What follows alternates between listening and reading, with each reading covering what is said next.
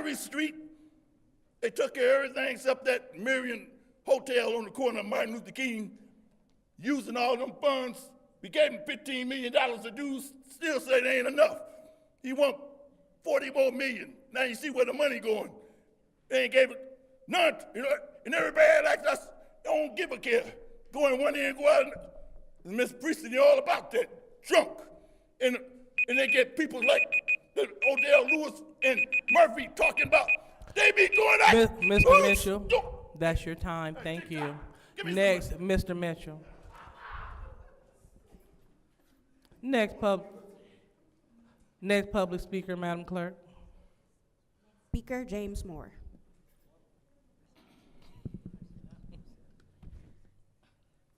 James Moore, Second Ward, long-term resident of the city of Flint.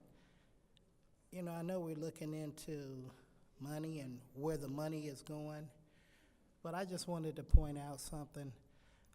We have a young man that's been down here filming and getting the message out. I remember when I went through COVID, like so many others, when we couldn't come down here, I could watch it on TV. And you know, I know we had a freedom of speech, but I would think that this council would be using every means necessary to try to get it out to our constituents, the residents of the city of Flint. And I was up here a couple weeks ago and I heard that he wasn't getting paid.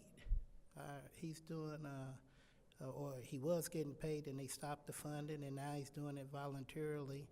And we're not on channel 17 or whatever the case may be, but channel 12 ain't always here, and channel 25 or 5, they ain't always here.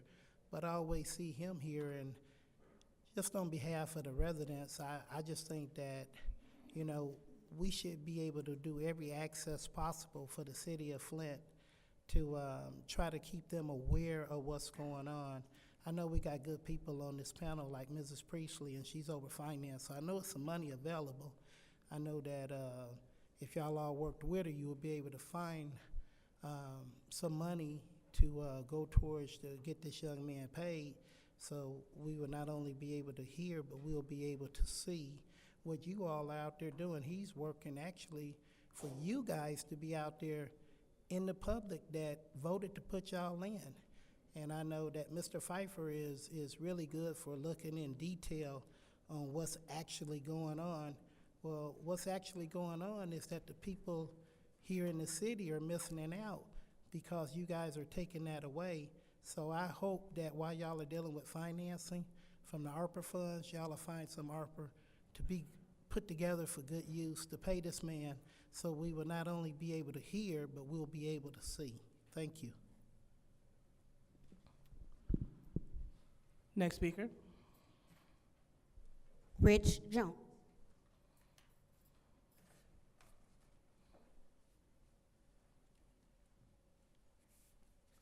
First of all, let me say this. How many of y'all here? 8? 7 of y'all wouldn't be here if y'all wasn't elected. Real talk. If y'all wasn't elected, y'all wouldn't be here. 5 of y'all voted to suspend Eric Mays for 90 days. Out of respect to Eric Mays, y'all shouldn't put nobody in his seat. I'm saying to all of the candidates, withdraw your name. If you really loved and respect Eric Mays, you would withdraw your name. But show your true character and leave your name in it, because I'm quite sure that 5 of y'all is going to vote to put somebody in that seat, and it may be the 5 of y'all that voted to suspend him for 90 days, and that's wrong. Very wrong.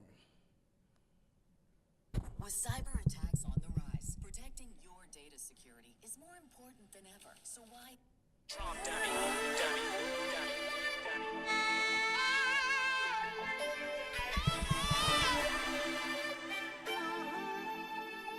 You're my city, but your heart don't feel the same. No. I'm just keeping it gangsta. Yeah. Don't tell me that you love me when you really don't. Don't say that you gon' ride when you really won't. I don't. I'm just a thug without no love, that's why my feelings gone. Don't say that I can call when I really can't. Don't say that you be down when you really ain't. Deep down inside, I swallow my pride, but shit, I'm knowing I can't. Your mouth said it, but your heart never felt the same. Nah, nah, nah. Where we living in shit, I'm just speaking facts. They the wrong people, my love, and I wish that I can get it back. On the real, trust will get you hurt, love get you killed. It seems like love is the new hate, and look, fake is the new real. Suffocated by betrayal, don't know appetite to talk. I don't vent to people no more, cause when they get mad, all they do is talk. You supposed to be the one that I call on when I need to talk. I guess your heart didn't feel the same way that your mouth feel like I've been sliced with a razor blade thrown in the alcohol river. It hurt you the most when you been betrayed by your day one nigga. Keep my back against the wall. Eyes open and scope them all for these so-called bitches and real niggas. Don't tell me that you love me when you really don't. Don't say that you gon' ride when you really won't. I want a hug, I want some love, sometimes I really don't. I'm just a thug without no love, that's why my feelings gone. Don't say If y'all really want to represent Eric Mays, be on City Hall ground from 4:30 till 5 o'clock. There will be an open mic at 4:45, and then come inside and let these 8 council members know that y'all don't want nobody to replace Eric. Y'all want a special election, and the first ward citizens deserve that. Once again, how can you suspend them for 90 days, Thank you. then put somebody in the seat? Next Thank you. speaker. Next speaker, AC Dumas.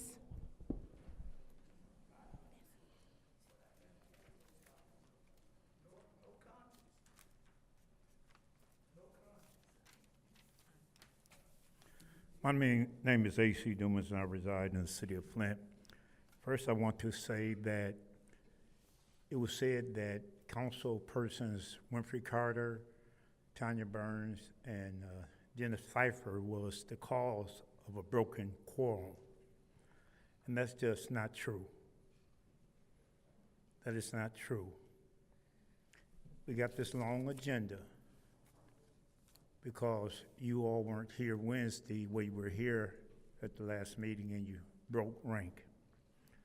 Secondly, I want to say that I think it's appalling that you all couldn't wait until Mr. Mays was funeralized and then take applications for his seat. That is appalling. You know, y'all say a lot, we're gonna pray for this, but you know, that goes out of one ear, out the other. It's appalling. His funeral was Saturday, and you all gonna be replacing voting or taking interviews this week. That is appalling. You know, when you were doing the 7th ward, it don't seem like you did it that quick. Y'all don't remember that, do you? When you were doing the 7th ward, we didn't even know if you was gonna have an election or nothing. But when it comes to Mr. Mays, who, quote, end of quote, you all respect, it's coming up when, Thursday, sometime, Wednesday, Thursday? That's just appalling. I want to let you know, in spite of what your legal counsel says, because 99% of the time he's wrong, you need 6 votes for reconsideration. Not 5, but 6. I don't know how come all these years, many, many years, it took 6 votes, and then when this council comes on, they can't count to 6. You need 6, not 5. I just say that, you know, again, it's heartbreaking that you all would do something like this, to point somebody to take his seat, and the man is not even buried yet. That's just appalling. But to quote Mr. Pfeiffer, your day's coming. Remember, be not deceived. Whatsoever you sow, that shall you also reap. Next public speaker. Rose Morrow.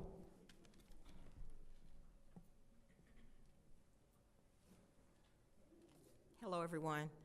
I want to thank the council members first that are truly trying to make a difference in their ward. It is seen, and we do appreciate it. Your efforts doesn't go unnoticed. The second thing was I want to thank the Blight Department because they have been really assisting us in the first ward. When we call, they do show up.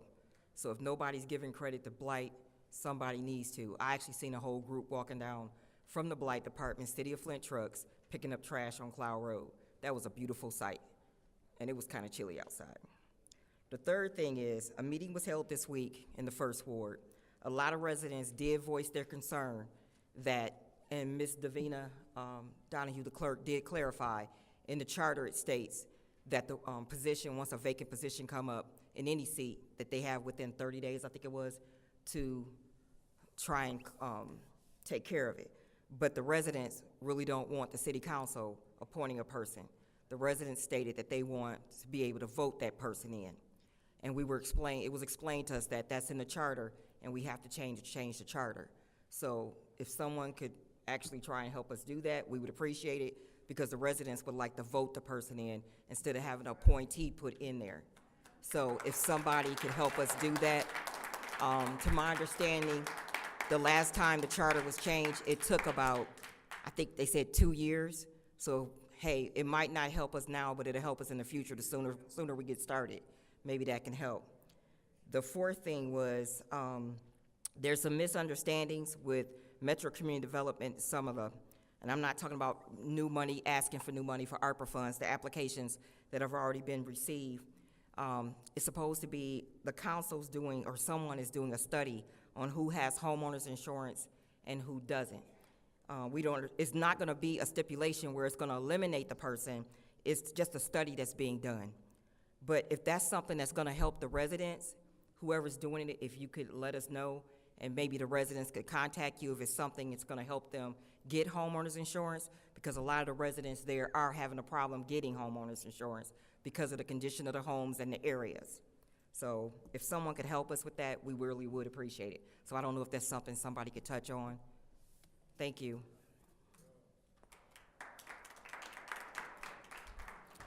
Next speaker. Doug Matthews.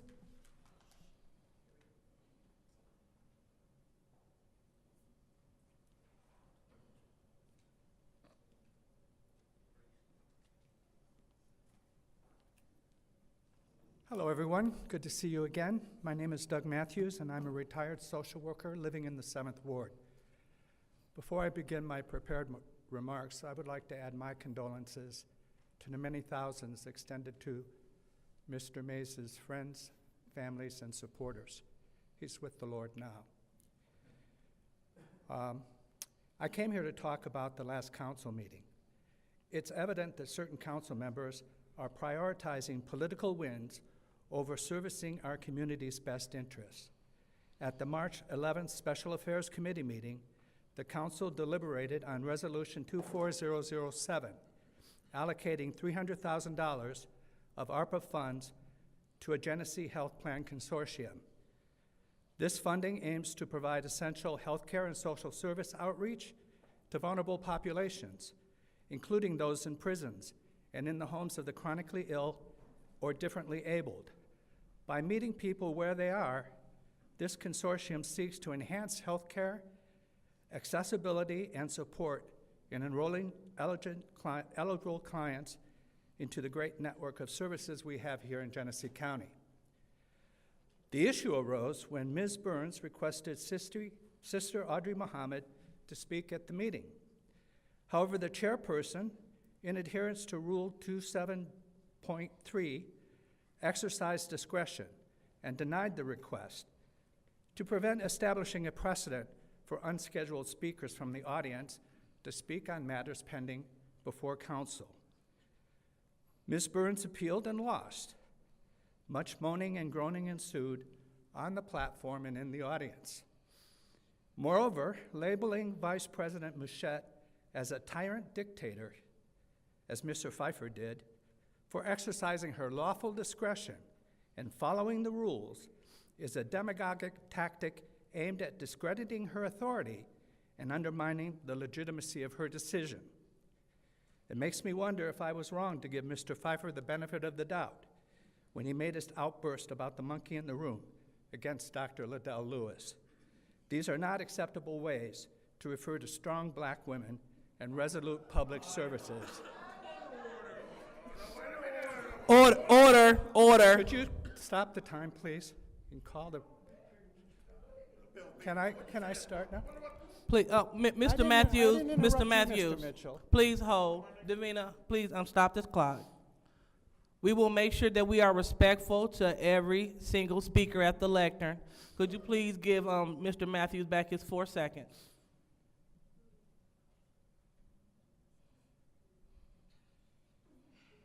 I like your new sign.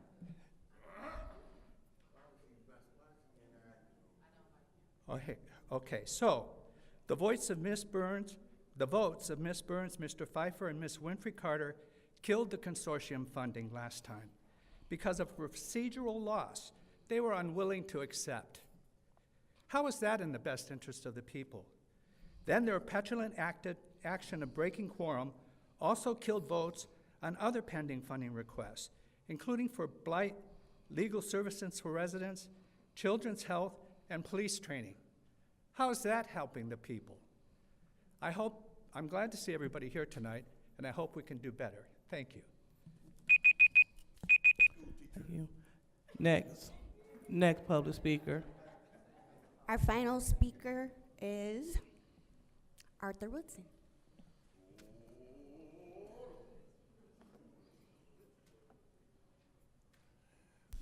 What a racist. Yeah. I see that we have favoritism here because when I get up here and call you a wildebeest and all kinds of stuff, you want to say no attacks. But when this funny acting, funny person comes up here, everybody sits back and watch him and let him talk. Attorney Kim, you are you allow things to happen knowing that it's unconstitutional. Ms. Priestley, you're a Republican, and you allow rules to be put in place that violates people's constitutional rights. You cannot tell anyone what they can and can't say. I can call you a jackass, I can call you an asshole, I can call you anything I want, and there's nothing that you can do about it as long as I'm not yelling fire in a theater. I can call you an upside down 2-liter. I can call you whatever I like, and there's nothing that you can do about it. Nothing. Because guess what? That's my First Amendment right, and there's nothing you can do about it. But what we can do is stop little Mayor Sheldon Santos Nickelbag Neely from lying by exposing his lies, just like the judge exposed his lies with contempt, Attorney Kim, and you knew that was a lie. You went in there telling this judge lies, and the judge came out and said you all lied about the service lines. This whole administration, Katie O'Neill is a liar. Attorney Kim, you lying. And then the rest of the administration that allow it to happen, your silence is approval. How can y'all sit back? Councilwoman Worthing, you done been on here for so long and ain't did nothing, but you done been on here for so long. You know that it takes 6 votes to rescind. You know that. But you'll sit up there and swear you doing the right thing and ain't doing nothing. Haven't done anything since you've been on the council. Mr. Murphy, you done been down here almost as much as Deacon Dumas. I said just about. But you know that it takes 6 votes to rescind. You know that. You know it takes 2/3. We all know that. But we seem to go along. And last but not least, Councilman Murphy, even when I'm not here, why do they always get up when it's something that you put in? They don't ever vote on your stuff. Can't you see that they're using you, man? They want you to vote for their stuff, but they won't vote for yours. They'll get up and break quorum and do everything, man. Come on, man. You know we know each other better than that. Thank you.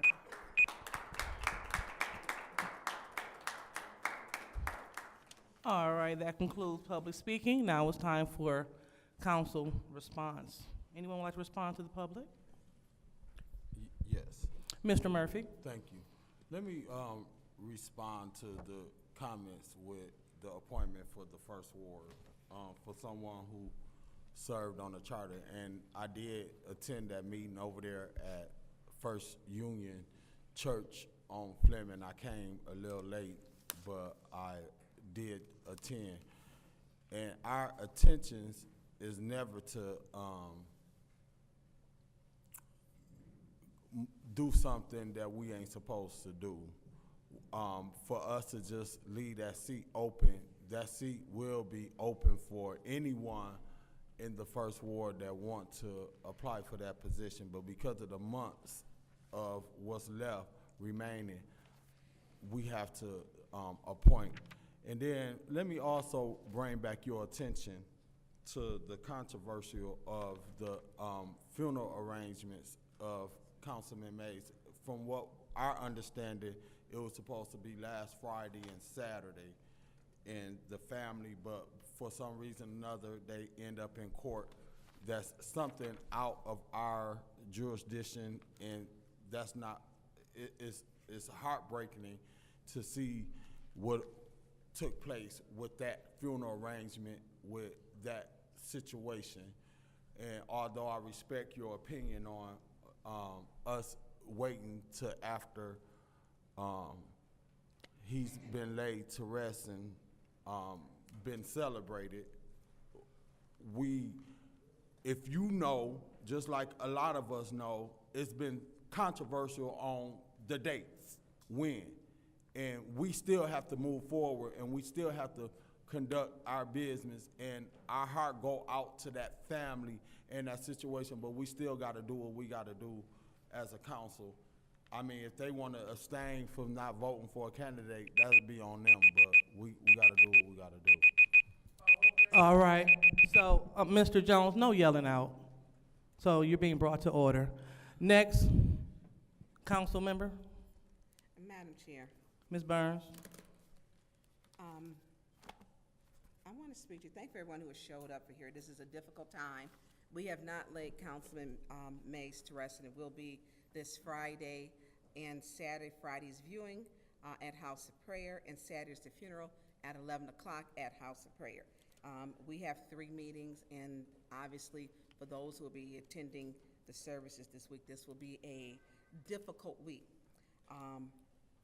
I do want to speak to Mr. Doug Matthews and not understanding some of the things. 5 of us stayed here to do the work. 5. It was Dennis Pfeiffer, Ms. Winfrey Carter, Quincy Murphy, Judy Priestley, and myself. We went through the entire agenda. You come up here and you tell half the truth, sir.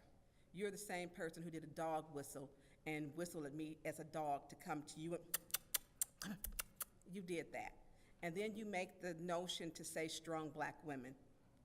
Now, you're racist, and I'll stop calling you a racist when you stop being a racist. Excuse me.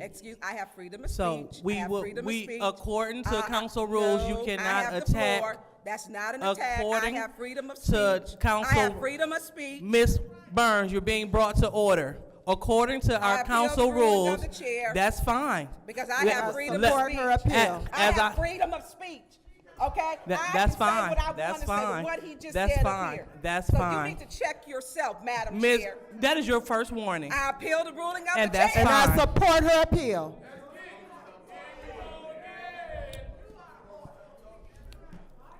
All right.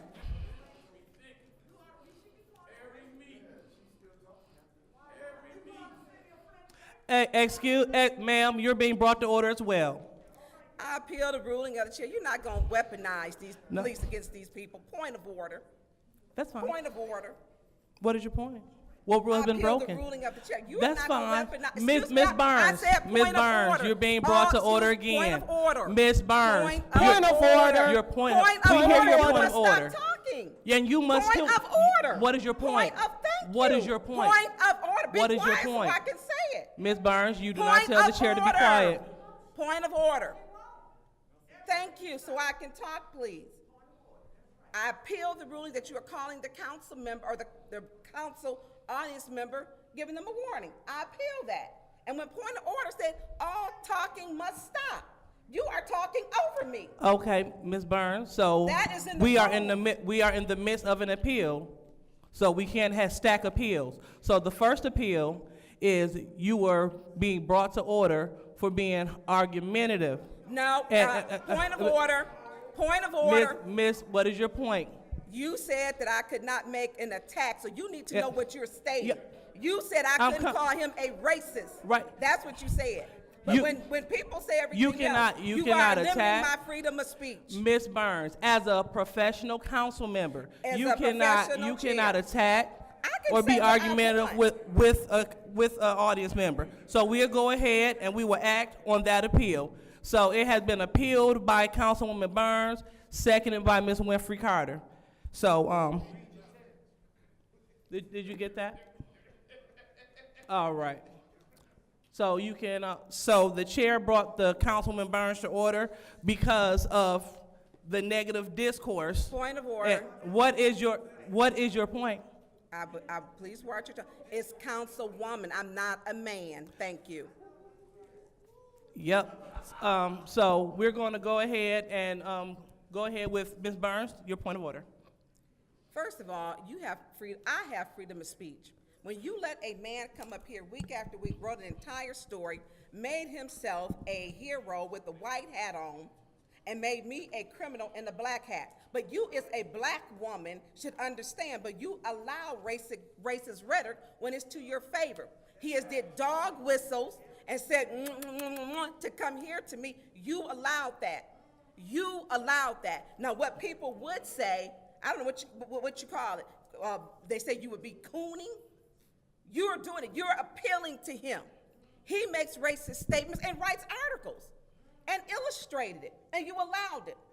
He comes up here week after week and tells lies to people. But when he's doing your bidding for him, for you, you are okay. The monkey comment was okay. You did not bring him to order. You didn't bring anybody to order. You didn't say anything. It's no secret. I don't like you. It never will. You don't have one redeeming quality and you lack character. That's not going to change for me. Not at all. And let me let you know this.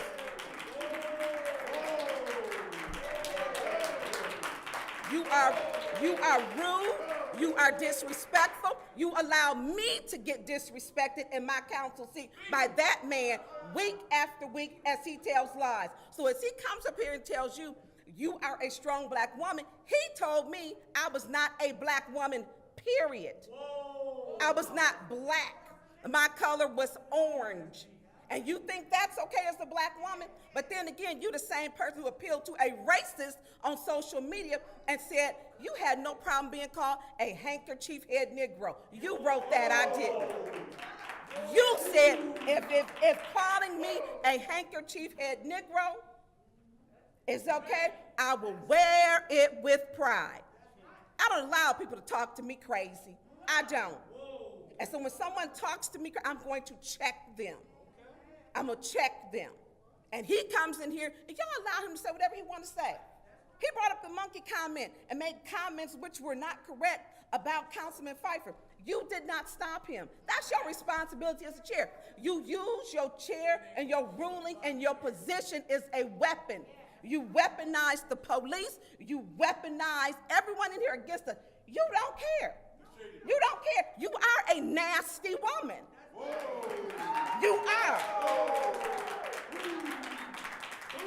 Every week you come in here, you're rude, you cut me off. 2 minutes I had before. The same thing you put Councilman Mays out. You interrupted me 9 times with a point of order in 2 minutes. The very same behavior that you put him out with, you do yourself. But you don't call yourself to order. Never do you.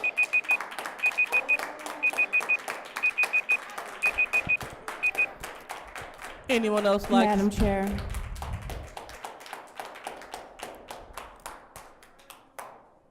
right. Madam Chair. Councilwoman, is that in the Ninth Ward?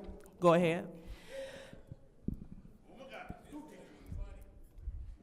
I agree with Mr. Matthews that Liddell and Candace are strong black women. And if you think that's racist, then you must be offended by his statements because you lack that quality.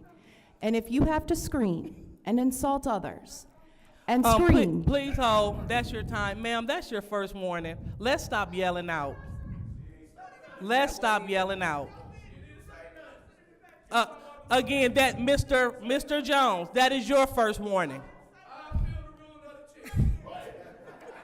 This is not a game. This is not a game. Madam Chair.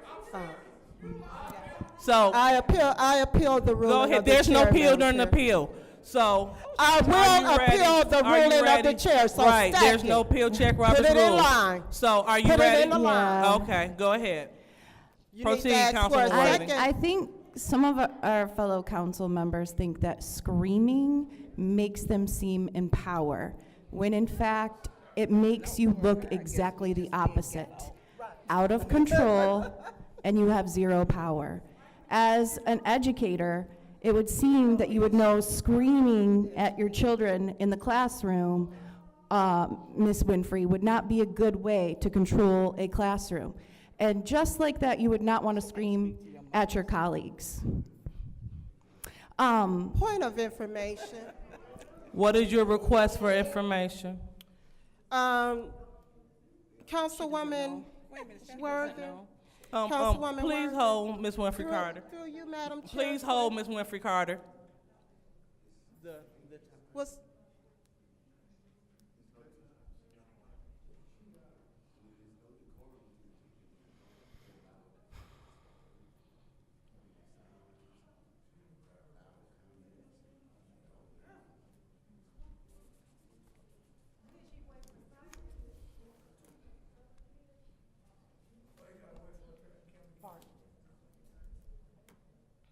Yeah, she has. So. So don't start. Okay, so Ms. Winfrey Carter, what's your point? Councilwoman Worthing, did you realize I taught for several years? I had control of my classroom. You might want to get control of yours. Ms. Thank you. Winfrey Carter, that's an improper use of a point of information. So you're being brought to order for that. We don't want to improperly use I privilege appeal the motion. ruling of the chair. There's not a ruling. Okay, we There's got not a how many ruling. appeals? How many appeals? There's do not a we have? ruling. So as we move forward, go ahead, Ms. Worthing. So I have been insulted by public speakers for 6 years, and not once have I screamed about it. Not once have I said much of anything. And the fact that we have council members that are so hurt by an intelligent man's words say a lot. And we should be better than that. We shouldn't be calling anyone a racist, especially when there were no racist words said. It was a positive affirmation towards two of our colleagues, and I'm not sure how you want to twist that, but everything gets twisted here in this council. Unfortunately, it looks like that's going to be the continuing trend. And so I just hope we get through this meeting without the screaming is intolerable. I will say that. If we need any training here in council, it is how to conduct yourself professionally using Robert's Rules of Orders and not screaming, thinking that that will get you your way. That is toddler behavior. Thank you. Ms. Priestley. Yes, I want to read section 3-102 of our city charter. As representatives of the citizens of the city of Flint, city council members are expected to conduct themselves with appropriate decorum, act respectfully with constituents, each other, and other public servants, attend to the duties of their office as outlined in this charter, and become knowledgeable on the City of Flint Charter on issues of importance to the City of Flint and the practices of city government.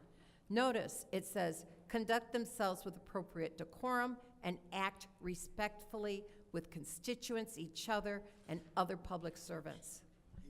Thank you. All right. Anyone else would like to speak on this appeal? Yes, Oh, please hold. I got it. Okay. First, if we gonna be speaking, and I can hear, Rich Jones, and I can hear the young lady in the back, just like you heard them, I can hear them.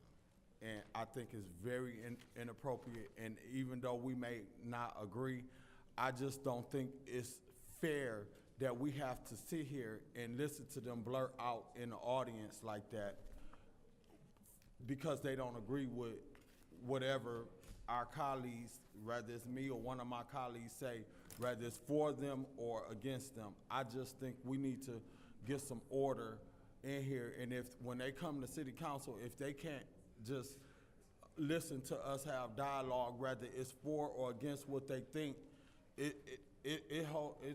it's a distraction. I hear them over here. So when you give them warnings, I heard it just like you heard it. But I didn't say nothing because you said something about it, just for the record. And then for this race baiting, and I said it before, and I'm gonna continue to say it, this race baiting that we using and calling people racist, because that's what we think. You coming to city council with a whole bunch of shirts on, calling us handkerchief head Negroes with pictures on they shirt, all of it is inappropriate. And some of us up here have to denounce that, and I'm one of them. I think we need to get it together, because we all got to work together, whether we black, green, blue, white, yellow, whatever our sexuality is. We have to work together. And to sit here and to call somebody a racist, or to call people handkerchief head Negroes, or to come and hit the podium and call out council members because we don't agree, it all needs to stop. I'm against it. I'm against the blurting out in the audience. We need to get the business done. Here we got a special meeting that we had to come to do to try to take care of some business, because we couldn't take care of the business because they broke the quorum and wouldn't come back and have a meeting so we could take care of the business. So now we here to take care of the business, and that's what we need to be talking about. But instead, we in public comment respond from city council, and we in appeals already, and we ain't even start getting the business done. When is enough gonna be enough, and we just come here and get the business done and quit trying to call people out on based on what we think?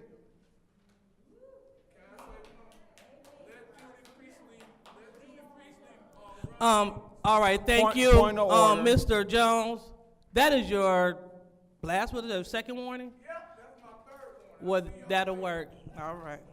Let Judy Priestley run the meetings. It won't be so many warnings. Mr. Jones, Have a meeting. Mr. Jones, Simple as that. Mr. Y'all Jones, all run the meetings. Mr. Jones, please make your way out of the chambers. Thank you.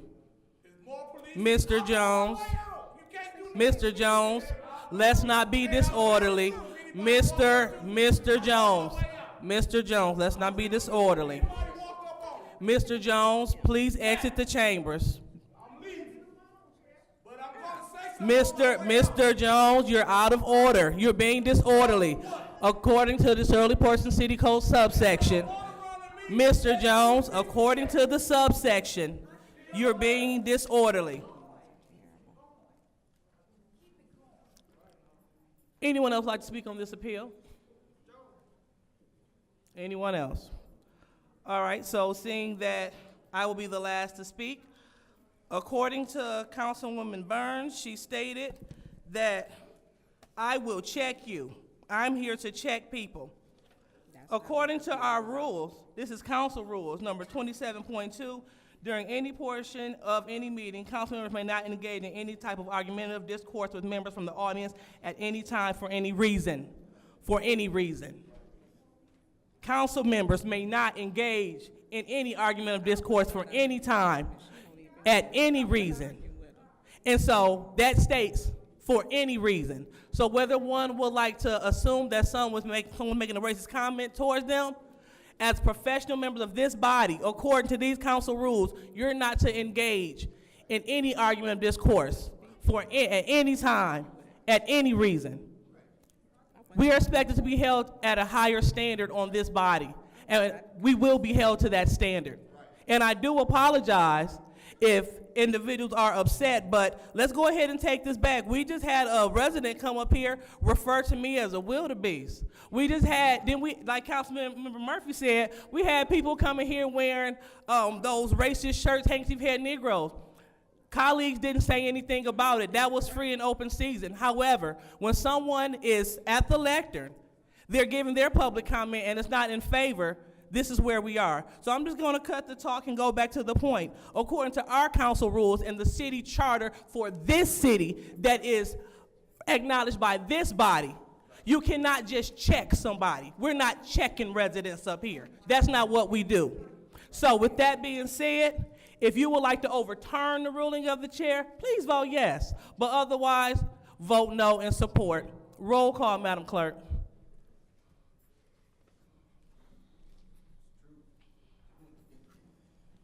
Ms. Lewis. No. Mr. Murphy. No. Ms. Priestley. No. Ms. Winfrey Carter. Yes. Ms. Burns. Yes. Ms. Mashat. No. Mr. Pfeiffer. Yes. Ms. Worthing. No. The vote is 3 yes, 5 no. The vote is 3 yes, 5 no. The ruling of the chair stands. Anyone else for council Madam response? Chair, there's 3 appeals. No, you don't stack appeals. Madam Chair, there's appeal for the lady you called out. We appealed the ruling of the chair. And then there was one for Rich Jones, he has left. And then there was, Ms. Burns, again, you don't stack appeals during appeals. Madam Chair, So, yes, you can. You have to recognize it. This is now the time, we're done with that one, now you're supposed to ask for a second. Judy just Attorney gave Kim? you the yes. Point of order. Go ahead, Ms. Councilwoman Sanford. So while we were in the middle of an appeal, she could not stack that appeal on here. I think what she's trying to do now is to say that she would like to appeal another ruling that was made after that. Okay. I'm not sure which one she's appealing. She'll have to state it, but. I'm appealing the ruling that you gave to the lady that she was out of order. And I think you have the wrong person, actually. I don't think you have the right person, because you did not call the person's name. Okay. So, Do you know which one that it is? I do. Which one is it? Because we don't know. She stated that it was not her. She was not talking. Right. And they're wearing masks, so it would be difficult to tell. Not really. Well, okay. Okay. So is there a second for that appeal? Yeah, I support that appeal. Okay. So the chair has issued the lady with the mask and who's looking up a warning because she continues to blurt out. I recognize her voice through the mask. Councilmember Murphy does as well. So I'll go ahead and give you the floor since it's your appeal. Thank you. Now, this is the young lady, she stated it was not her. And it is difficult to tell, and you have been wrong before with identifying people. Last meeting, you were wrong when you thought it was Maison Green, and it was not. It was not her. And so you have been wrong, and it's difficult. So asking you to give some of these people some grace because you act as if it's supposed to be complete silence in here, it's really an unfair statement or unfair practice. That's not even reasonable. People can't clap, they can't say anything because you are ruling like a dictator. Simple as that. If it's not your way, you call the police. You weaponize the police week after week. We had 11 police officers in here, 11. Some with tactical gear on. Some with tactical gear. So the message that you're sending is not the message we should be sending, that you will be arrested. We will call the, used to be the CAT squad, I don't know the name of the new squad, on them. That's not the way it should be. When a meeting is being chaired fairly, you don't have these issues. We didn't have this before. Our first year, we did not have this. Police were not called on people. They were not. Police were not called. Nope, Judy, they weren't. We never had 11 people or 6 or 4. We had Metcalf. Now, Metcalf has been removed, and he was removed after 9 years of service because he was not arresting residents according to what the council president wanted him to do. He wasn't removing them fast enough. Not ever has the council chambers been used as a place where you could not come and voice your opinions until underneath your leadership. And it's unfair. It's unjust to have that. As you state, everyone should have a thick skin. You should be able to take some. I took it when Doug called me basically a dog and was telling me to come here like I was a dog. I took that. And you didn't say anything to him. When he stated I wasn't black, I wasn't a black woman, I took that. You didn't say anything to him. So when people come in here and say certain things, they may have just clapped their hands and you are saying, I want them out. So it's only when it's against you, so you're a very biased person and you rule like a dictator. It's just that way. You used to say the problem was Councilman Mays. He hasn't been here since December the 20th. It's not Councilman Mays. It's you. It's your chairing. It's your unfairness, your continued unfairness. You use the police and you weaponize them against the residents who voted you in. And you do it time and time again, and it's wrong. It's a practice you've become comfortable with as they bring you to and from city council. It's unfair.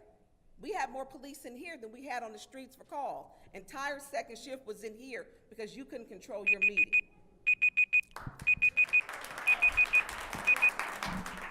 Madam Chair. All right, Councilman Murphy. Thank you.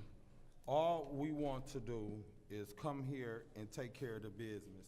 We tried at the last city council meeting, and 3 council members stayed in the audience or did not want to come up here for us to get the business done. So we called a special city council meeting to take care of the business. In all due respect of the young woman in the back, nothing but love for you. I did hear you. You caught my attention, even with her back there doing this body language and all of that different kind of stuff. Now, that goes to show you that she's not ashamed of her speaking out. I heard her. And I'm not here to say people right or wrong. I just want to be fair and do what's right. I heard her. I heard Rich Jones. But the chair, Madam Lewis, the president, heard it and said something about it. So I didn't have to say nothing. All some of us want to do is get the business done. If y'all don't want to get the business done, please allow us the opportunity to get the business done. It's a shame and disgrace that we got to have a special city council meeting to get the business done, and here we ain't even got to the resolutions yet, and we on public speaking, and y'all sitting up here appealing after appealing after appealing, people being disorderly. Come on, y'all. We hear them. I hear them. Y'all may not heard them. All we want to do is just give us a chance to get the business done. If y'all don't want to get the business done, y'all don't have to be here. But let us get the business done of the city of Flint so we can move on. It's a lot of moving parts being city council. We sitting up here listening to residents and point of order to the chair. A.C. Domas is speaking out in the audience. That should be his first warning. Mr. Dumas, you're being brought to order. Proceed, Mr. Murphy. All I'm saying is let us get the business done. And for those who don't want to do it, do y'all thing on y'all own. But when we come in here, let us go on and get the business done. Just like it was 5 of us that Wednesday took care of the business. We took care of the business and moved everything to Monday for 3 of y'all to get up and leave and us not have a quorum for y'all to be able to get the business done. So what was the difference of us getting business done on Wednesday when y'all came here Monday and got up and refused to come to y'all table?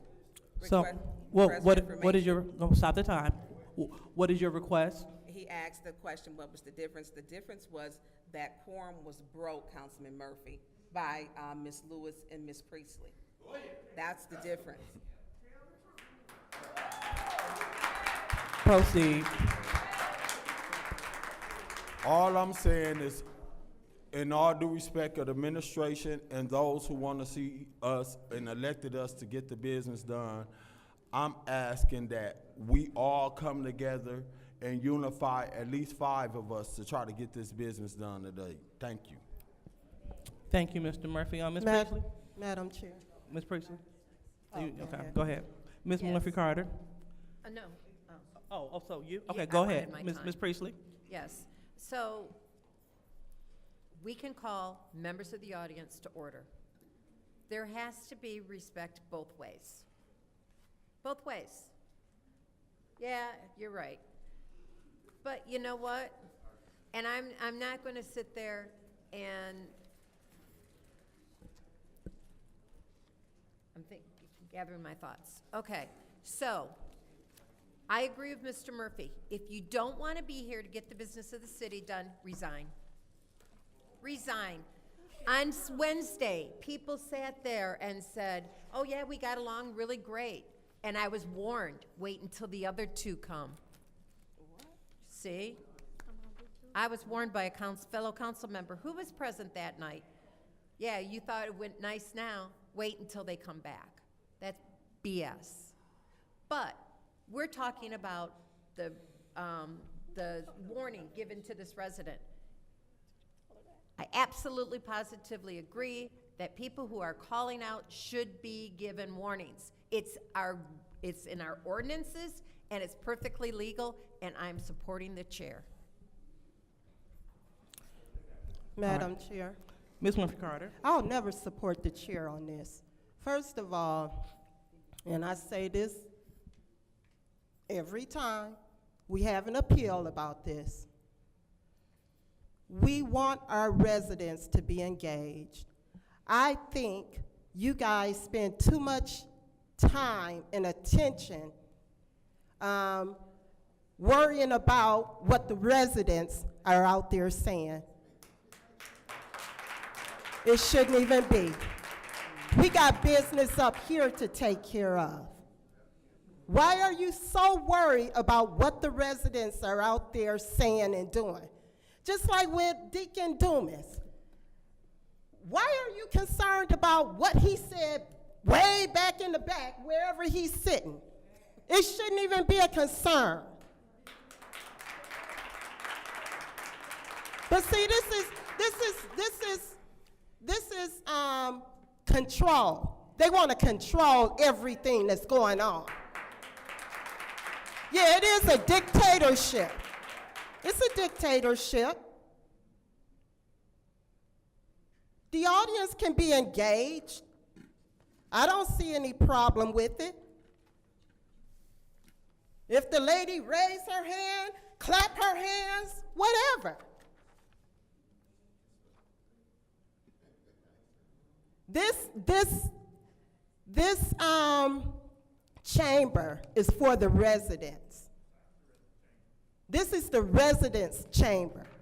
And then you guys got to realize the residents elected you to sit in these seats.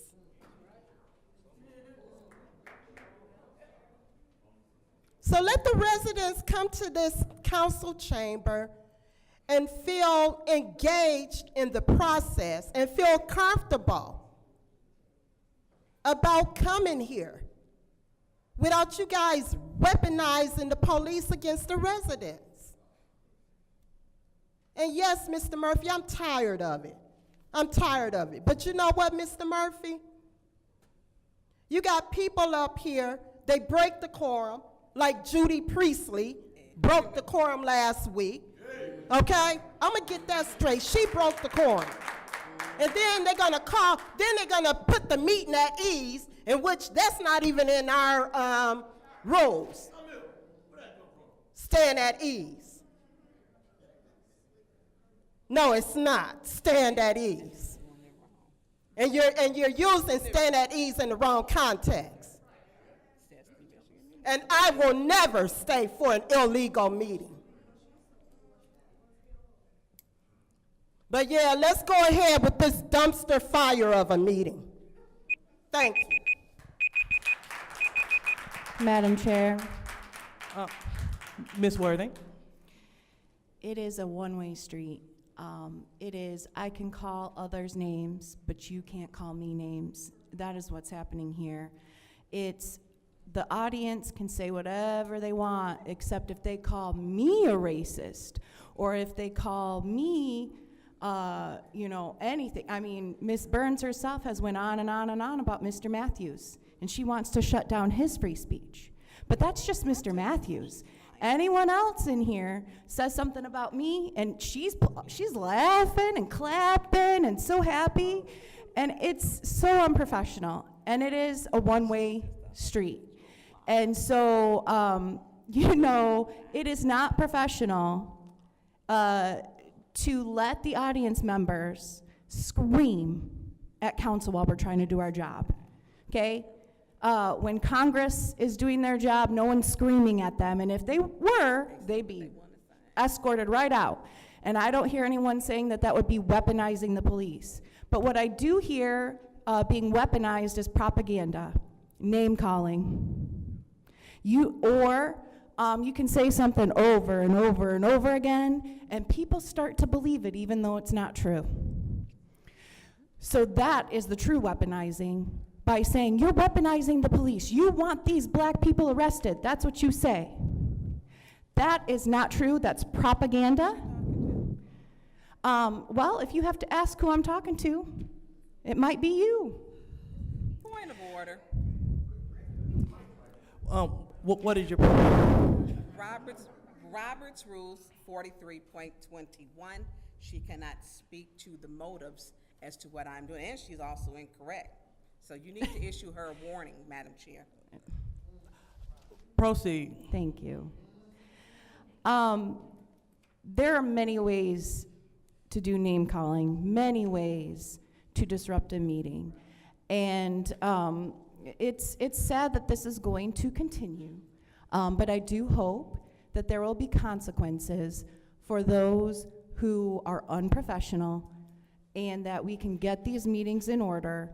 Not for me, because I'll happily be at home, but for whoever else comes here, I hope for them. Thank you. Thank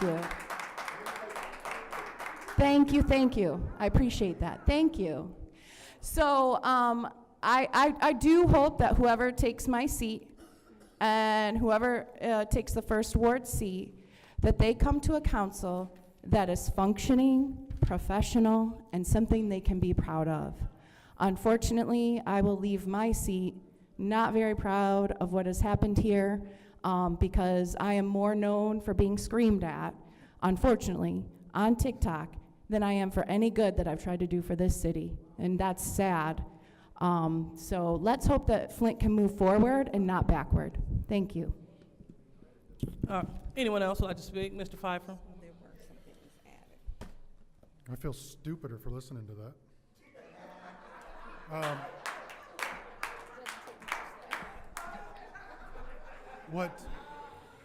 What you should be ashamed of is what you haven't done for the community since you've been in this seat.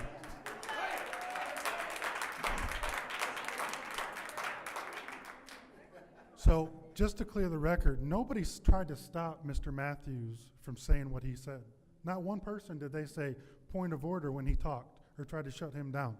They tried to shut down Ms. Burns for her comments. Nobody said Mr. Matthews couldn't say what he said. Nobody, not one person.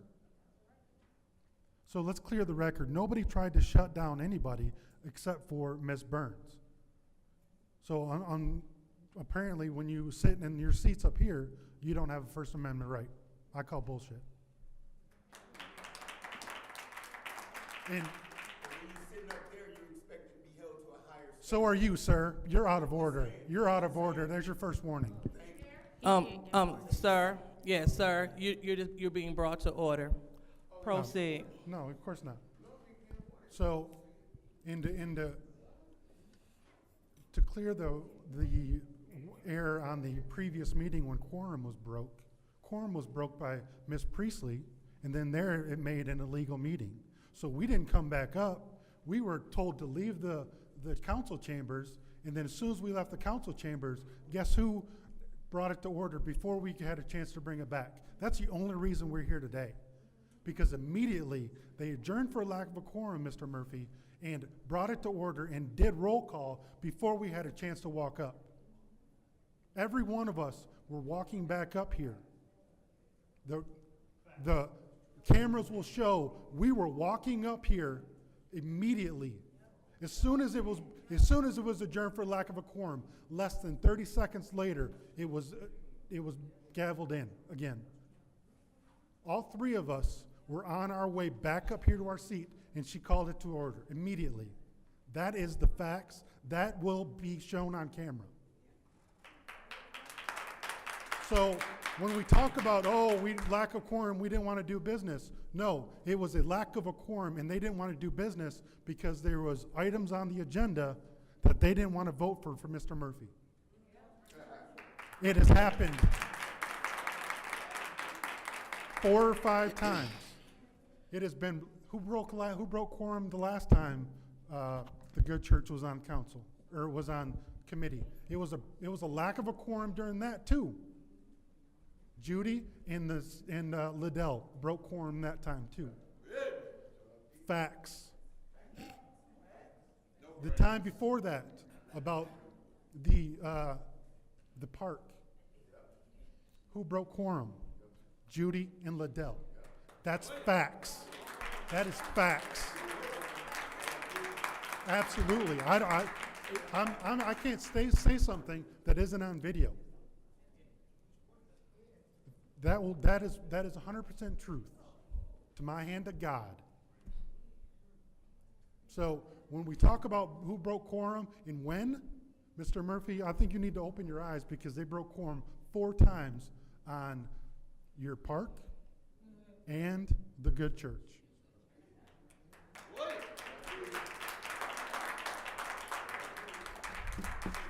So everybody wants to talk about lies, and if they believe it so many times it'll be true. That's the truth. You're getting played, and everybody can see it. Thank you, Madam Chair. Anyone else would like to speak on this appeal? Madam Chair? Hold on. Oh, go ahead. So, just to clarify some things, because what we're supposed to be talking about is whether or not the resident was speaking out of order. She was, because after you told her that was her warning, she literally did this. So she was clear that you were speaking to her and that you heard her. And so that's pretty much it, because the appeal is about whether or not she should have been warned. She should have, because she was speaking out of order. Once she was told she was speaking out of order, she gave you 2 thumbs up. So let's own the behavior, take accountability. There you go, same 2 thumbs. I'm glad you got it. And so let's own the behavior, take accountability for said behavior, take your warning, and let's move on. Thank you. All right, seeing that I'm the last one to speak, I'll go ahead and just make this expeditiously as possible. This is a professional body held in professional chambers. We can laugh if we want to, but we make rules. We make rules and legislation to impact people's lives. And just as we are expected to be in order, the people that are participating in this democracy, you are expected to be in order too. And so I never put anyone out for clapping. But what I will not accept is the same thing that other council presidents throughout this nation will not accept. Individuals yelling out. That's called disorderly conduct. Everyone has an opportunity to speak at the lectern. You have your time at the lectern to speak your grievances, to say whatever you would like to say to this body. When you get to your seat, there's no yelling out interjections. Because if we hear you up here, you are definitely too loud and out of order. And I will continue to bring individuals to order for that reason. And it's unfortunate that we have colleagues not being germane to this specific appeal. This appeal is about giving the young lady in the audience a warning. Nothing more, nothing less. We have to stay focused, because that's when we start getting non-germane. That's when we start using propaganda to try to get people emotionalities involved. That's not what we're here to do. We're here to maintain the rules set forth by this charter commission, which Councilman Murphy is a charter commissioner, as well as these council rules set forth by this body. And if our colleagues who are not listening but consistent violators of the rules, if they don't want to follow these rules, if audience members don't want to follow the rules, you can gladly watch the meeting from YouTube, from the privacy of your own home, where you can yell out all that you would like. So with that being said, with all of the distraction that we're having from the lady in the back, we're going to go ahead and vote on giving her her warning, because we want to make sure that we get the business done. We shouldn't even be here an hour and a half after we started a meeting about the actual city business. We shouldn't be on behavior. This isn't school. And if your children or grandchildren act in this manner, you have a problem with it. So let's make sure that we're being the examples that we set to see. Let's make sure that we make our children, our grandchildren proud. Let's make sure that we follow decorum. So with that being said, if you would like to overturn the ruling of the chair for ruling the audience member out of order and giving her a warning, you vote yes, otherwise vote no. Let's go ahead and roll call, Madam Chair. Mr. Murphy? No. Ms. Priestley? Nope. Ms. Winfrey Carter? Yes. Ms. Burns? Yes. Ms. Mashat? No. Mr. Pfeiffer? Yes. Ms. Worthing? No. Ms. Lewis? No.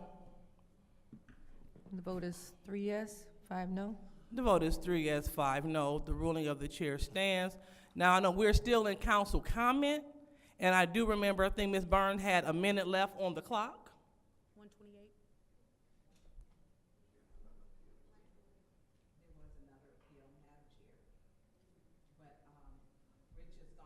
Absolutely. So go ahead. So 128? 121, got it. 28. All right, so go ahead, Ms. Burns. So, I'm not gonna have my First Amendment, right be violated. I'm not. We still on Burns. I'm not gonna do that. We still I'm gonna defend myself. And no one interrupted him when he spoke. And he spoke and he said mistruths. We see how this goes, and we see how it is. You have 5 votes, and the thing is, you're not even looking for the truth. That's the whole thing. The truth doesn't matter. We didn't even break quorum. We haven't even broke quorum. There was an illegal meeting, and people need to understand that when Judy and Liddell got up at the last meeting, quorum was broken. Now, according to the Michigan Municipal League, because clearly we're not getting the right information, which our city attorney stated he did not want to be our parliamentarian. Well, I checked with some parliamentarians. And so the parliamentarian stated, when you leave, you break quorum. You have to have quorum to have a meeting to where you can take action, period. That's just the way it is. 5 of us stayed, the other ones weren't here, they left, they leave. And yes, absolutely, Liddell Lewis left, changed her shoes, grabbed her backpack, and she was gone. And there was only 5 of us here to make sure that we got the good church and other items through. All We right, did the so work. anyone else would like to speak during council comment? Yes. Go ahead, Ms. Murphy Carter. Thank you. First, I would like to thank all of the residents for coming out. Thank you for being engaged in the process. Your presence mean a lot to me. I don't know how much it means to some of my other colleagues, but it means a lot to me, and I want to thank you. I wanted to touch on something that Rich Jones spoke on, and he talked about the special meeting for this coming Thursday to appoint someone for the first ward, in which I happen to feel that is disrespectful, in my opinion, because we have not laid Councilman Mays to rest yet. And there's still time, because we must appoint someone within 30 days. It has not been 30 days yet since Councilman Mays passed away. So I think it's mighty strange that we're having a special meeting. It's appalling. Yes, Deacon Dumas, it is appalling that they're having a special meeting to appoint someone for the first ward seat. But you know what? You better believe they've probably been slithering around in the first ward trying to find someone to appoint. And I'm sure they already got their person that they want to appoint on Thursday.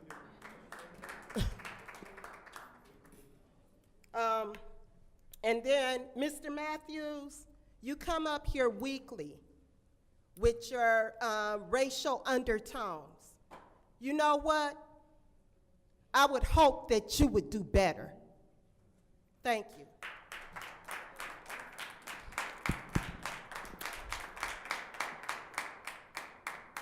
Anyone else would like to have a council comment? Anyone else? Madam Chair. Councilwoman Mashat? Yes, so I do want to thank everyone that did take the time to provide comments for us. I do want to correct something, because I want to make sure if we keep repeating it, that we're repeating the truth. That Mr. Matthews has not even been here for quite some time. So he's not been coming up here weekly doing anything. Also, I want to point out the fact that nothing he said, he didn't say not one racist thing, not one racist thing. I think that just because we don't like something, we can't start calling it names or start trying to defile a person's character because of that. I mean, you have every right to disagree. But as we all tell each other, which is crazy that, and I believe my colleague in the Ninth Ward pointed out, like, you can't tell one person to take it in stride and then you don't do the same. I think this is a hot seat for everyone. This 8 hot seats. But let's just be honest and not participate in retaliatory behavior just because we don't like something. I mean, again, it's just, propaganda, I believe, is the word that has been used, and I'm sure it's gonna be used now that we've used it, it'll be used now. And so I just, for Mr. Matthews' sake, for that stellar career, this man has lived 70 some odd years and has served his community, served other communities, been all over this world. And so we cannot malign someone simply because we do not agree with them. Thank you.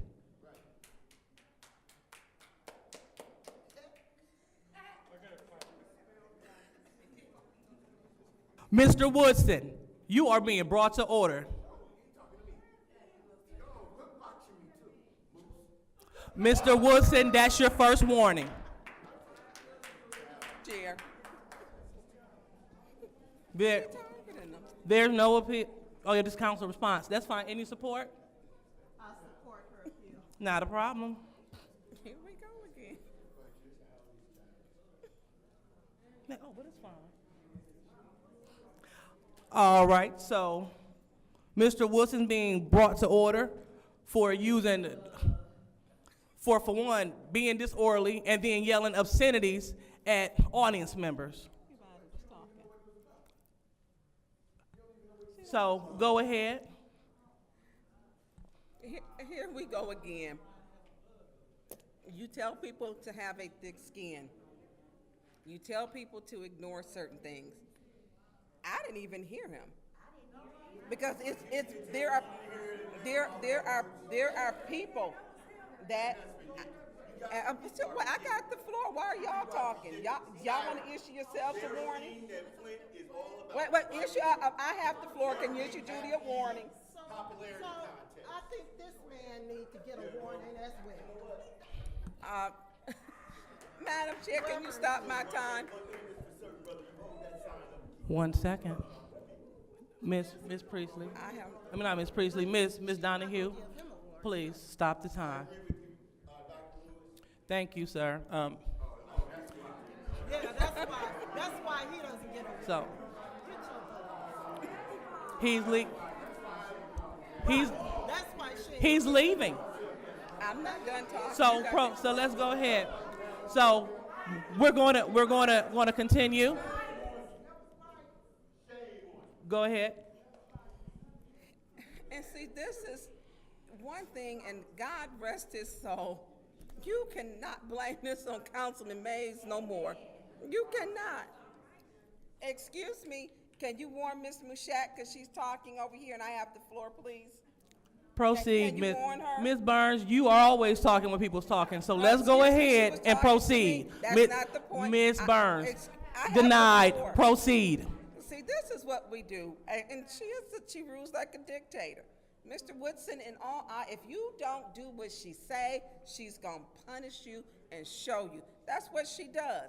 We had the entire second shift of the Flint Police Department up here when calls went unmissed for burglaries, robberies, traffic calls, for gunshots. Why?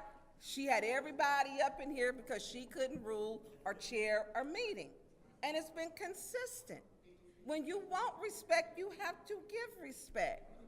You don't give it. No one just doesn't automatically dislike you. That's not how that happened. I didn't care for you when you first said Councilman Mays called you a mother effing B, and he didn't. So when you get into the audience and you lie, and those lies come back. Councilman Mays didn't even call you a mother effing B, and at that point, I was done. Councilwoman Burns, I'm speaking about the audience. We're talking about Mr. Woodson's appeal. Excuse me, and I'm drawing it together. You don't get to tell me how to speak. You don't get to. I get to say, you will not tell me what I can and cannot say. I have my First Amendment right, freedom of speech. And no, I got it, and I'm gonna tell you this: you can do what you want. You can give me 30 days. I know I with a fake censure, and let me tell you, I got an attorney who was just waiting. Okay, let me tell you that one. And it's not a threat. I promise you. I promise you that one, because I'm not gonna play these games. I come here, I'm fair. I do the bit. I go far and beyond. I'm still taking calls from Councilman Mays' ward. It's a lot of stuff that needs to be done. If you don't go along with what she do, just like she was arguing with Councilman Murphy that last meeting. Then she got mad, grabbed her backpack, and left. She changed those red shoes, put on them Reeboks, and jetted, and took a ride home with the police. But we don't have police here. We don't have police when we call. It took a long time for police to come to an accident with a lady who was hit in my ward. But we had 11 of them here. When the police are used to weaponize, they're weaponized against the rest, and you got rid of Officer Metcalf because he knew you didn't know how to rule or chair a meeting. He knew that. And that's what you do. You go after people. You called this whole community janky. You didn't vote for the Mitchell boys. You don't support this community. But what you come in here is rule with the iron fist against the residents who are this community. So thank you. Anyone else would like to speak on this appeal? Yes. Go ahead, Councilman Murphy. So I'm gonna say this again, in all due respect to the audience that have a right to come down and speak their mind. Art, I did hear you. Hold on, but let me finish. Point of order. What's your point? I'm speaking, and it's my turn. I have the platform to speak for 3 minutes. Right. Art is speaking out while I'm trying to. Oh, that's your second warning. This appeal. I appeal that ruling. This appeal is concerning you giving Art a warning. The first warning, All correct. right. So I'm bringing his name up because the discussion is concerning Art speaking out. That's why I brought his name up. But I didn't bring his name up for me and him to have dialogue. And Mr. Woodson, again. Proceed. So him and the young man in the back going back and forth with each other is an example of what I'm saying to this audience and to my colleagues. If we don't get it together and we don't come here and conduct ourselves with some decency and order, you gonna have people that support you guys, that's in the audience, that's gonna be chattering or saying things and blurting out, saying different things, and then you got people that support Liddell or whoever that don't like how she's being treated, and then, cause the residents feed off of us. If we come here and bring good energy and put it out, then the residents, but if we go and we attacking one another like that, we got our supporters that's sitting in the audience that's ready to go to war. Even when my family came down here one time, I even saw my family getting out of order, and I was trying to give them sign language like, please calm down. So I told them from now on, y'all can't come down here, because I don't want them coming down here, and then what you just saw, where Art and the young man get to going, because this man think Liddell right and Art think Liddell is wrong, so therefore you'll end up having them into it. And if we don't get ourselves together, and if we don't conduct ourselves and put out that positive energy and denounce all of this chaos up in here, this is how things happen, and residents get to arguing with each other. It's been going on for 2 years since I've been sitting on city council, even with the council members getting into it with each other, even with the audience getting into it with each other. And just like y'all support who y'all support, it's some other people support us, and they have a right to disagree with y'all, but y'all, then it ends up y'all arguing with each other, and that's what just happened. That's what we just saw with Art and the young man. Now he left or had to leave because he couldn't take it no more. So I'm just saying, when we come down here, we need to be considerate of people that support council members up here, and just because y'all don't support them don't mean other people don't support them. And then when y'all go and y'all blurting out, and I heard you call her a name, and he just agreed, yeah, he did. That's not appropriate, and we shouldn't be rubber stamping that. We just as wrong too if we say, okay, we want to support him being able to sit in the audience and call her names. It's wrong. Anyone would like Mr. Woodson, please stop speaking out. You should not be speaking. We're talking about warning you and putting you out, and you still won't speak. Anyone else? Mr. Yes. Pfeiffer.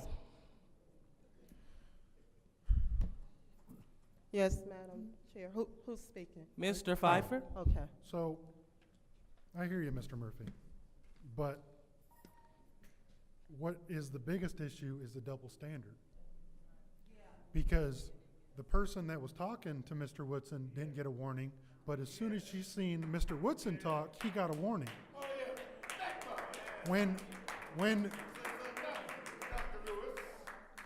When the gentleman stood up and yelled out twice, stood up and yelled out twice, he didn't get not one warning. If that gentleman... Point of information. What is your point? Through you to the speaker, do you realize that, and you roll your tape back, because I think you're recording right there, so when you get a chance and go home,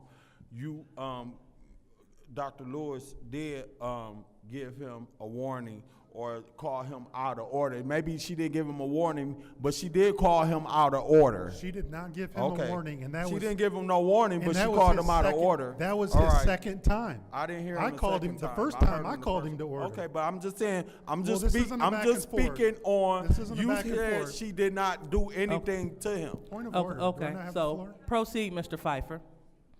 He yelled out twice and never got a warning. But other people who yell out twice that are against the chair get a warning. Not only did Rich Jones, he got a police escort out. This dude got up and yelled out twice and was able to leave, and the police did not get up. So you tell me that there's not a double standard? Now, if there wasn't a double standard, that gentleman would have got a warning. but no. But as soon as he spoke and there was a return conversation back from Mr. Woodson was the first one to get a warning. That's a double standard. I don't mind, I don't care if we want to have rules and we want to all play by the rules, but when we don't play all by the same rules, that's when I have a problem. And, you know, we don't have much, I think we can all agree, we don't have much engagement in the city. And then we penalize folks that want to come down and participate in government. Yeah, that's what I said. Request for information. So what do you mean by we don't have much engagement in the city? That's improper, ain't it? It's a joke, Ms. Burns. A point of order. What is your point? Madam Chair, is that an improper use? Because you've been warning everyone else. Can you warn yourself? That was improper use. A request for information. It was improper. You need to warn yourself. Mr. Pfeiffer, it's his prerogative if you want to respond to that or not. So proceed. So apparently it's not inappropriate if you, it's up to me if I want to respond, but whether or not it's appropriate or not. That's the double standard that everybody else sees. That's what, if Ms. Burns would ask that question to one of her other colleagues, you're out of order. That's inappropriate. It's Let's not, you're being brought to order, RL. RL, you're being brought to order, and you will receive a warning if you continue to yell out. Proceed, Mr. Pfeiffer. Everybody in the world can see that you're the worst chair this body has ever seen.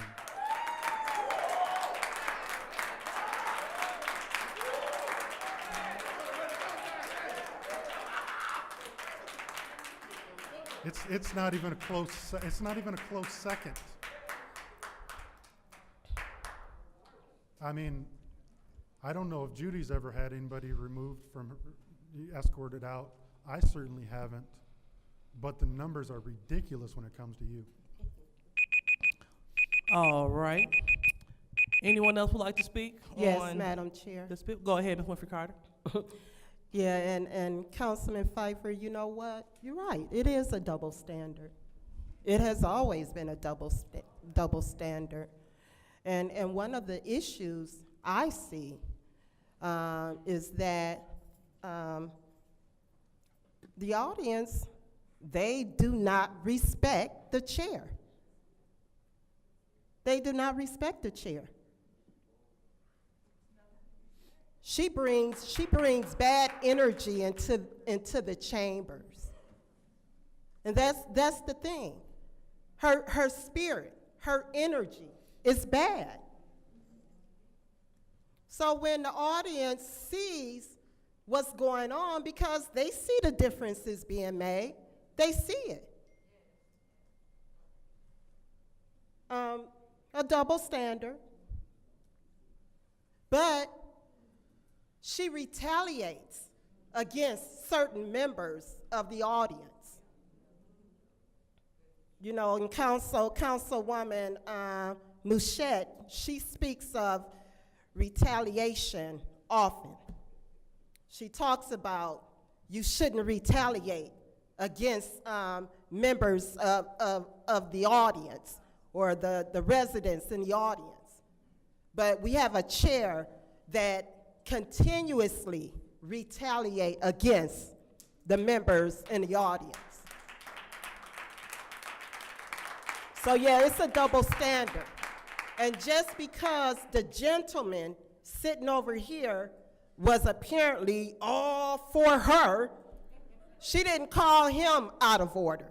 She didn't give him a warning. She may have called him out of order, but she didn't give him a warning. And he got up and spoke disruptively twice, but he did not get a warning. But yet she want to give Mr. Woodson a warning.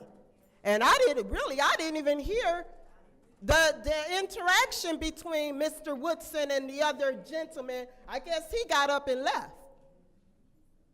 But if you're going to give Mr. Woodson a warning, you should have given him a warning. He should have gotten a warning because apparently he said something to Mr. Woodson. But you know what? It's a double standard. It's clear, it's a double standard. And the residents, you guys see it. No respect. Here we go again, another dumpster fire. Thank you.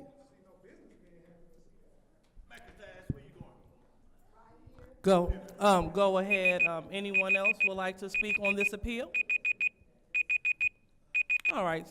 Seeing that there's no one else, the chair will be the last one to speak. Continuously, Mr. Woodson been blurting out all meeting. And one thing that the chair do, I bring you to order, then I give you your warning. That's been a precedent that I've been doing. Mr. Woodson, you have been brought to order. Mr. Woodson, you have been brought to order. And upon being brought to order, I heard profanity. We all heard you. And so, but here's the difference. If you all were having an intimate conversation, we wouldn't have heard it. We heard you yelling out. And one thing we must be careful about, we have a policy called elder abuse. Okay? And so one thing that we don't want to have happen, we don't want our senior citizens to feel as if they cannot come here because they're being threatened. And people are people are using. Go ahead. You mean the elder abuse when you put the homeless person out that was in your ward? The elderly woman that was living in their car in your ward? So put out? That was an improper use, and you're being brought to order. So we'll just make this real simple.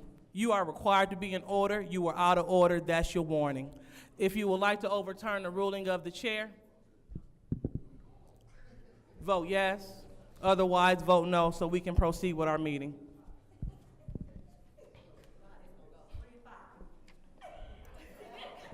Ms. Priestley? No. Ms. Winfrey Carter? Yes. Ms. Burns? Yes. Ms. Mashat? No. Mr. Pfeiffer? Yes. Ms. Worthing? No. Ms. Lewis? No. Mr. Murphy? No.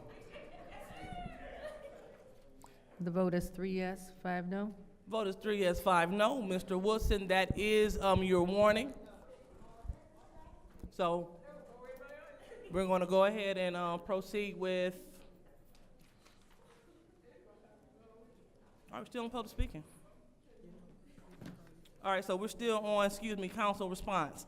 Anyone else for council response?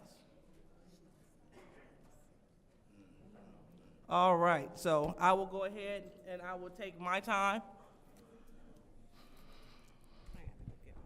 Just a reminder, according to the city code subsection, I will read it again.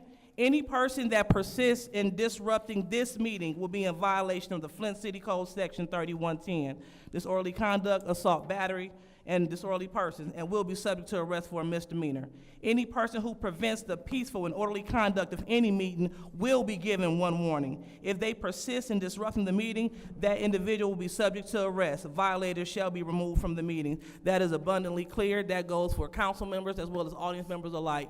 We are here to conduct the business of the city. If you are here for anything outside of that, you're in the wrong meeting, and you will be called to order.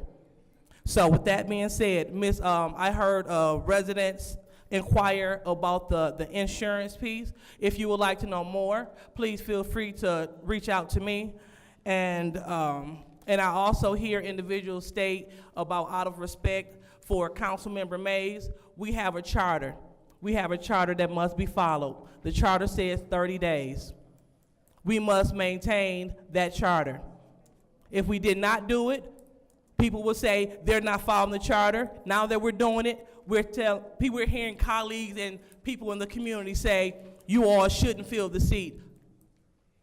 This is charter, and this seat must be filled by March the 25th, by charter. If not, we'll be in violation. So I do apologize how it may make some people feel personally, because we have unforeseen events that caused the delay of Mr. Mays being laid to rest. However, we have a charter, and it says that we must fill his spot by the 25th of March. So this body will work to do just that. And if you have any question about that process, please feel free to contact the city clerk. She can let you know the rules and everything else. So with that being said, we're going to go ahead and move on with this Madam meeting. Chair. Go ahead, Ms. Priestley. I noticed just now, as I was looking at an agenda item that needs to be added, that we do not have additions or corrections to the agenda as part of our packet. So, you're right, I'm sorry, you're right, I was wrong. There is but I do want to call attention to the fact that in the packet, there is resolution 240093 240079, and it is not listed on the agenda. And it was included in the calling for the meeting as all unfinished business, and that was part of the unfinished business. 240079. It's in the packet, it's just not listed in the resolutions. Okay. All right, so we will add that, since it's already on the agenda, we would just physically put it on the agenda, and we can pass in the consent agenda if so, but we will put it as the first resolution because it is in the packet and a part of the agenda. So thank you so much, Ms. Priestley. I don't see it in there. So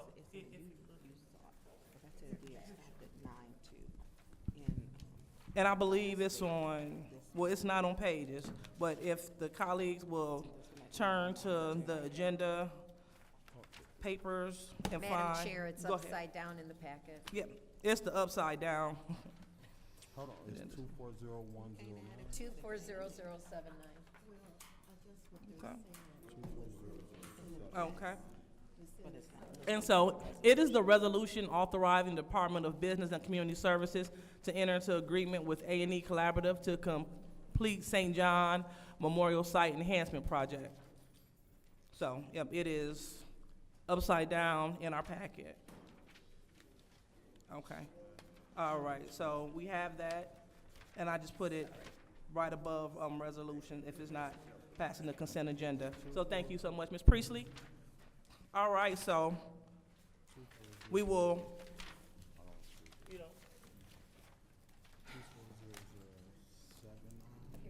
Point of order. What is your point? I don't think we're at the place for the consent agenda yet. We're at reconsideration? Correct. Okay. All right. All right. So now that we have that resolution documented, we're going to move on to the item of reconsideration. Madam Chair. Ms. Priestley? I make a motion to reconsider resolution number 240073. All right, there's a motion to reconsider resolution 240073. Any support? Support. Supported by Ms. Worthing. Any discussion? Go ahead, Mr. Pfeiffer. How can we reconsider something that never made it to council? It's still in committee, so how are we reconsidering it and automatically putting it in council? Shouldn't it be reconsidered in the committee that it was at? How do we automatically, if something doesn't get the votes, it automatically gets moved to council? I don't understand that. Okay, so, Madam Clerk, could you please go ahead? Point of order. I'm on my time. I didn't. Oh, I thought you were asking a question. I apologize. Sorry, stand down. Go ahead, proceed.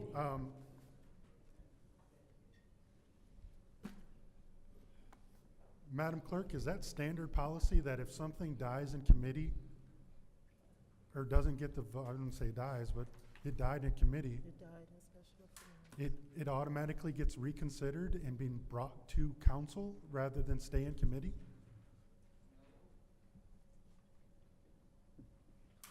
Because shouldn't it have to be voted on in committee to bring to council if it dies?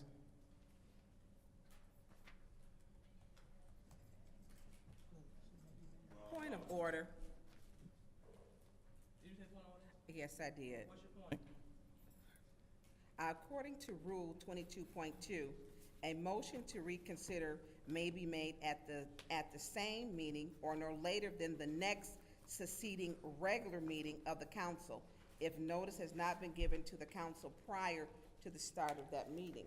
This is not our next normal meeting for reconsideration. This is a special meeting. It is not our next normal meeting. So this should go to our next council meeting. Point of information. What's your point? Through you to the speaker, could you read that rule again? Want me to give it to you? Yeah. Because this is not No, my I'm time. just I'm trying to find it where you're at, so I'm Oh, trying. it's on Pfeiffer's time. Oh. Oh. Through Pfeiffer. She called a point of order, though. You have to rule on the point of order. Okay. 22.2. Okay, thank you. Just want to be respectful. Okay, so, Madam Clerk.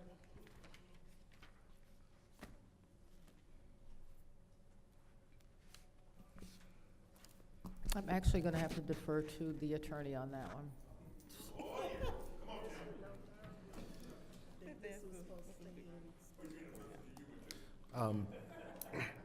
You're asking if it can be reconsidered at this meeting, given that the Rules 22.2 states that a motion to reconsider may be made at the same meeting or not later than the next succeeding regularly scheduled meeting of the council if notice has been given to the council prior to the start of the meeting. Is that correct? Yes. This is Pfeiffer's time. No, this is your point of order. Oh, it's my, oh, we're still in my also point the- of order within his time. The clock is stopped right now. Yes, So for the record, she called a point of order. Yeah, so, well accepted, but we're on his time. So this is not her point of order, this is his time, because he asked a question of the clerk deferred to you, so this is Pfeiffer's time. Please start the clock. No, point of order. You What? never ruled on hers, you deferred to the clerk, and the clerk deferred to him. I didn't defer to him. You deferred to the clerk. Yeah, and then she called a point of Right, order. okay, so, point of order, well accepted, okay, so she's gonna give us the information that we need. So right now, we are going to go, If her back to point the of order is well accepted, then this conversation's moot point. Point of order. go ahead, Ms. Worthing. Point of order. Oh, I thought that was Ms. Worthing, go ahead. So he deferred to the clerk. The clerk deferred to the lawyer. So we're still well within how this works, because the person he Yeah. deferred to someone else. I think So for clarity, Councilwoman Burns, she called a point of order. And the point of order is about this specific ruling. And so, well received for her point of order, now we're getting clarity. So now we're back to your time. No, point of order. No? No. Okay, go ahead, Ms. Priestley. Madam Chair, the clerk was asked a question, and the clerk deferred to the city attorney who needs to answer, and then the clock should stay stopped. Then his time begins again. And the city attorney was asking me, but it's So, not my because time. that's clarity. Okay, so, I don't yes. remember who I was it simply but trying to it's still- clarify Got it. what the question was before I It's gave still, an answer. it's still during the point of order. Okay, so, all right, so go ahead. So I was just trying to clarify what the exact question was. So my understanding is that the question is whether it can be reconsidered at this meeting, given that the rule specifies that it can be made at the same meeting or not later than the next succeeding meeting.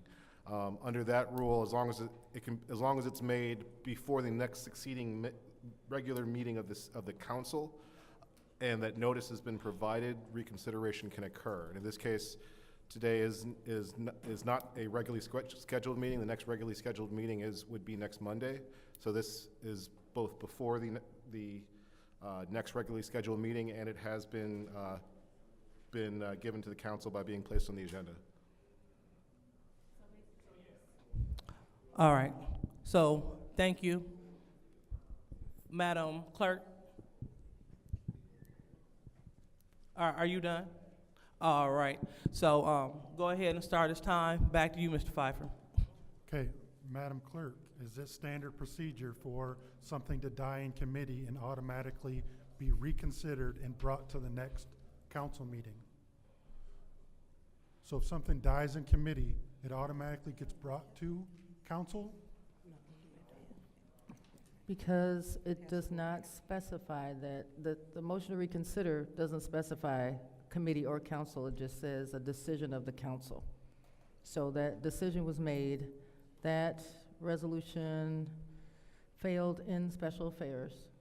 So this doesn't speak to committees to bring it back. So precedence, I say it has not been a consideration. So yes, it can fail in committees and be brought back at a council meeting. Precedence, That's happened before? yes. Can you, not now, but can you tell me another instance? Can you look that up for me? I would like to double check that. Okay. With that being said, we knew they were gonna get 5 votes tonight. And we knew that they took the 2/3 off of this rule. So the only reason it's being reconsidered is because they talk and they tell each other who's gonna be here when, and that's when the votes show. Plain and simple. It's and it's still gonna go down where council members weren't allowed to ask questions, and it's gonna pass. You know, that's how they silence council members, because Councilwoman Burns had questions about HIPAA. And now she won't get to answer that because they're gonna reconsider it and pass it. So it's gonna, you know, it's, they talk about rules and everything else. But they just wait until they get their 5 votes. And Mr. Murphy, I don't know how you feel. We still didn't get HIPAA questions answered. So obviously they talked to people and knew that they had the votes to pass it. So we'll see. All right. Mr. Murphy? Yes, thank you. In all due respect, Pfeiffer, I'm my own individual, and when you, I really dislike when you. Request for information. What is your request? Mr. Murphy, I said I don't know how you're gonna vote. That's what I stated that. Mr. Pfeiffer, again, improper. Thank Proceed. you. I heard you say when they get their 5 votes. So all I'm saying is when you guys speak, I be listening to what you guys are saying, because I take what y'all say in consideration when I'm making my decision. So I would appreciate if you not group me with individuals, because I am an individual. I've been in this game for over 20-something years prior to being on here. I didn't get here because somebody put me, I'm in this position because I worked hard for this position. So on this motion right here, I think we should just bring it to our next regular council meeting. So I'll be voting to move this to our regular council meeting on Monday for this particular resolution. But please, quit trying to group me.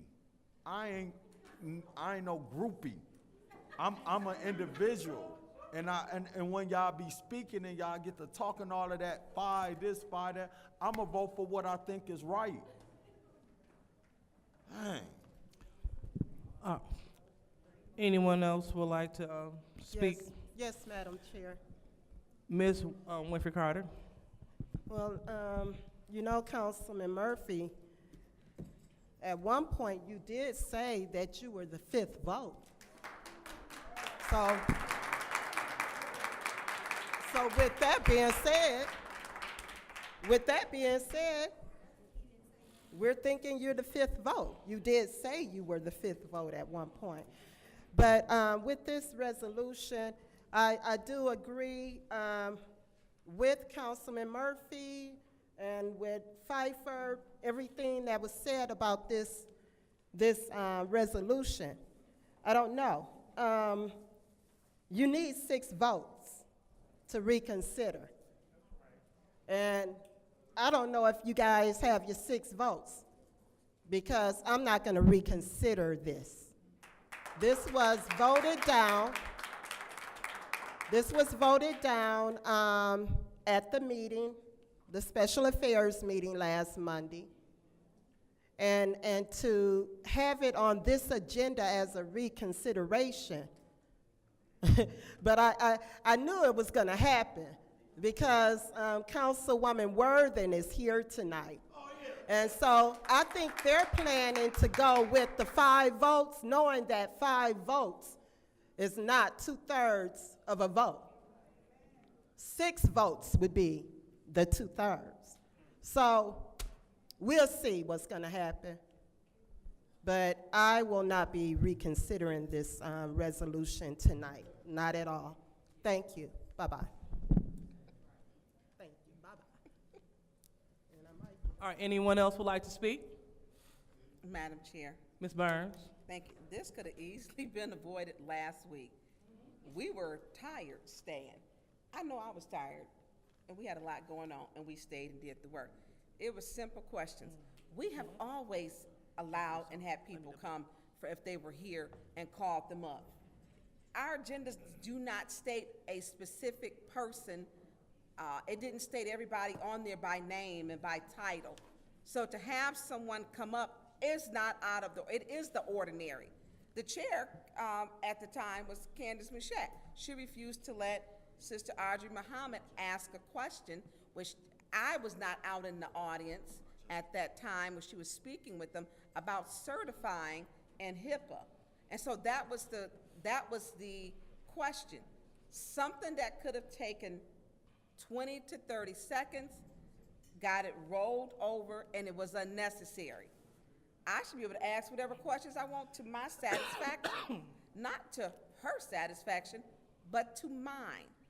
And it was a good question, because the gentleman who was here was saying the same thing. There is a difference. And so when people try to say, well, everyone should know, and I don't work in the medical field. No, I do not. And so if someone was discussing what I felt I needed more information on, allow me that. Allow me that. Give me that grace, because we were here doing the work. 5 stayed, and the other 3 weren't here. And guess what? The meeting ran smooth, without a hiccup. Everybody was fine. As a matter of fact, Councilman Murphy was saying, see how this meeting is going? And we mentioned, see how this meeting is going, because we stayed together. And it was a huge agenda.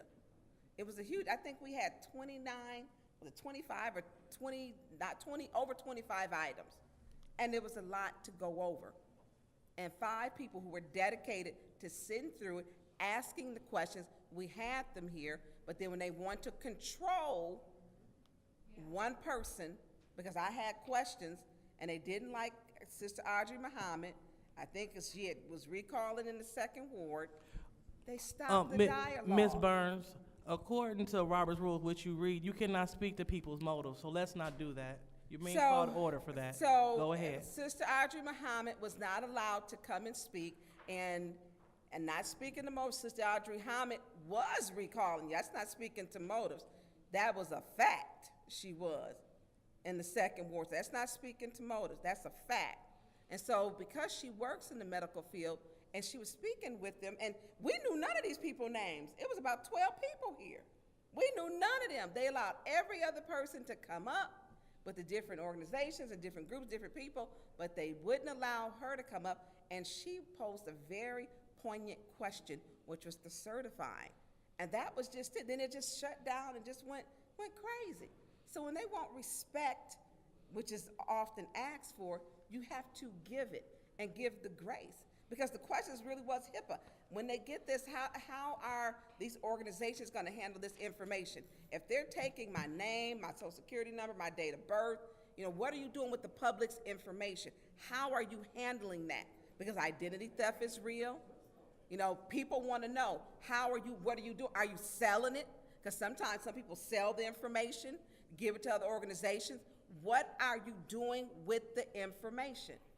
So that was a very good question. And we have a responsibility to make sure if we're funding for organizations, do they understand how to keep people's lives private, their information private?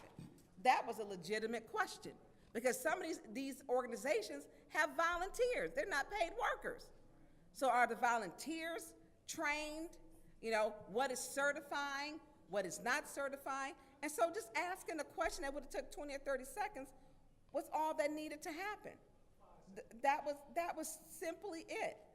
And so as we are supposed to be, because Lord knows if I go out and ask a question, boy, they want to know, why is Councilmember Burns out there in the audience? Why is she out her seat?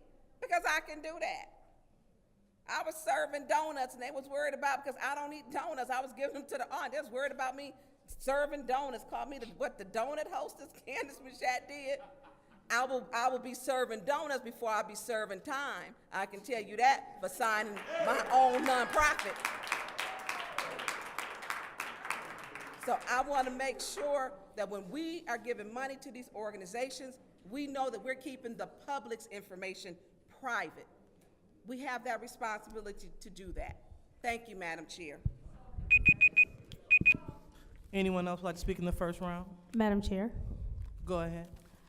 just to clarify a couple of things, because we want to make sure that we're not being misleading. The whole point in that being sent to Special Affairs was to speak with the organizations about these very questions that she has. So to say that there were 12 people here, which is an exaggeration, from those organizations to speaks to the fact that there were people here from those organizations who could have answered these questions. And so if the goal was really to get your questions answered by the organizations, which was the whole point in sending it to Special Affairs, then the questions should have been asked to the organizations about their HIPAA and about how they are upholding HIPAA and what they are doing, not some audience member who had nothing to do with the organizations. So let's be clear, concise, and honest about why that person was not allowed to speak. That person was not allowed to speak because they had nothing to do with the agenda item. And that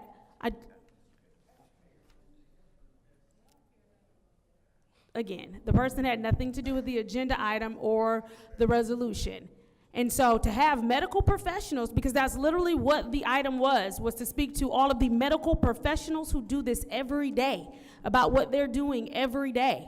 It makes no sense to bring someone up who does not work with those organizations of medical professionals to answer that particular question about how they are running their organizations and protecting information. The only people that can speak to that are those people. We're not going to set a precedent of someone coming up speaking to a resolution they have nothing to do with. That's not going to happen. That doesn't even make sense, especially in a special affairs meeting when the whole point of special affairs is to speak to the specific people for the resolution. That's all, Madam Chair. All right, thank you. Anyone else would like to speak on this, in this round? Anyone else? Okay, well, seeing that there's no one else, I'll be the last to speak in the first round. It is very unfortunate that, we have colleagues talking about they have their 5 votes. According to them, we should have 8 votes. If you're in support of the Genesee Health Plan and the great work that they do in this city, why are you not in support? Why don't they have your vote tonight so we can move this money forward so they can go impacting people's lives? Why would we do that? We should have 8 votes, not 5, especially when our colleagues went up to the individuals and told them, don't worry, we'll get it passed. Is this politics we're playing? Are we playing with people's lives? Do you agree with this or do you not? That's where we are. No need to keep kicking the can down the road. Councilwoman Machette, she made it very plain. They had 12 people here. 12 people that were here that could, and they were the ones that applied for the ARPA funding. They're the fiduciaries. So why are you gonna ask someone else? Everyone has their time to speak at the lectern. They received their 3 minutes. They didn't utilize it to ask about that. We had 12 professionals that applied for this money, so they know it inside and out. So why don't we direct our questions towards them? The point is, it's very unfortunate that we are playing with people's lives. We're playing with organizations that apply for ARPA funding because we are mad. There's no reason why we should not pass this Virginia City Health Plan. And if the colleagues that say that they support Virginia City Health Plan, if they support them the way they say they do, they'll stop holding up the progress. There is no need for us not to have 8 votes to pass this forward. They apply for ARPA funding to help make, especially people on the north side, to help the individual on the north side.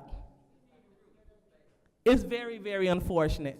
So I just really want to emphasize that point. Let's not talk about 5 votes, let's talk about 8. And the fact that we are playing politics with people's lives. We're playing politics with people's lives. These people, they're trying to help individuals medically in the community. And since we don't like a colleague and we continue to stay, I don't like you, I don't deal with you, I don't like you, I don't care. No, none of us should care about that. But what we care about is serving the individuals that in the city of Flint. Now, when your dislike for me starts trickling out into the community, we have a problem. And that's what. Okay. All right. And so when your dislike for the community, for me, spills out to the community, we have a problem. So let's make sure that we're keeping the residents first. Because right now, we're not doing that. So we are on our second round. Ms. Burns. Well, I'm glad that you said that we should be keeping the residents first. I agree with you with that. My dislike or disdain has nothing to do with what I feel is right for this community. And I first want to say that Sister Audrey Muhammad is a professional, a licensed professional. So I want that to be clear. When we get up here, or they get up here in Grandson, it was just a simple question. Let me ask my questions. That's all the appointed person had to do. That was it. There was nothing more, nothing less. 30 seconds or less, and that was it. Because we wanted to make sure, because I have worked those help centers, and I know the people, and Ariel Jones is busy. It's so busy, that corner walk, it go all the way down, around, and back around. And when you there, you have to shift. You may have to be loading food. You may have to be taking information. I've worked, I want to make sure people's information is safe. Simple as that, because that's their medical information. I've seen people put misinformation about people's medical issues out on social media, and it's wrong. Yeah. It's wrong. And so when we have an opportunity to make sure before we rubber stamp something, I want to make sure we get it right. Never said that I wasn't approved of this, and I don't even appreciate speaking to the Modus 5, right? That's just wrong. Had a very good dialogue, told the gentleman I will be supporting this. My question was about the HIPAA. The 5 of us who stayed, which was not number 2 and number 7, were not here. We discussed HIPAA. They weren't here. And it was some good questions. And we have the right to have questions. That's healthy debate, not demeaning each other. So when we talk about keeping the residents first, we all should all times. You know, I wouldn't call my residents janky. I wouldn't have put out Miss Dora Mayfield.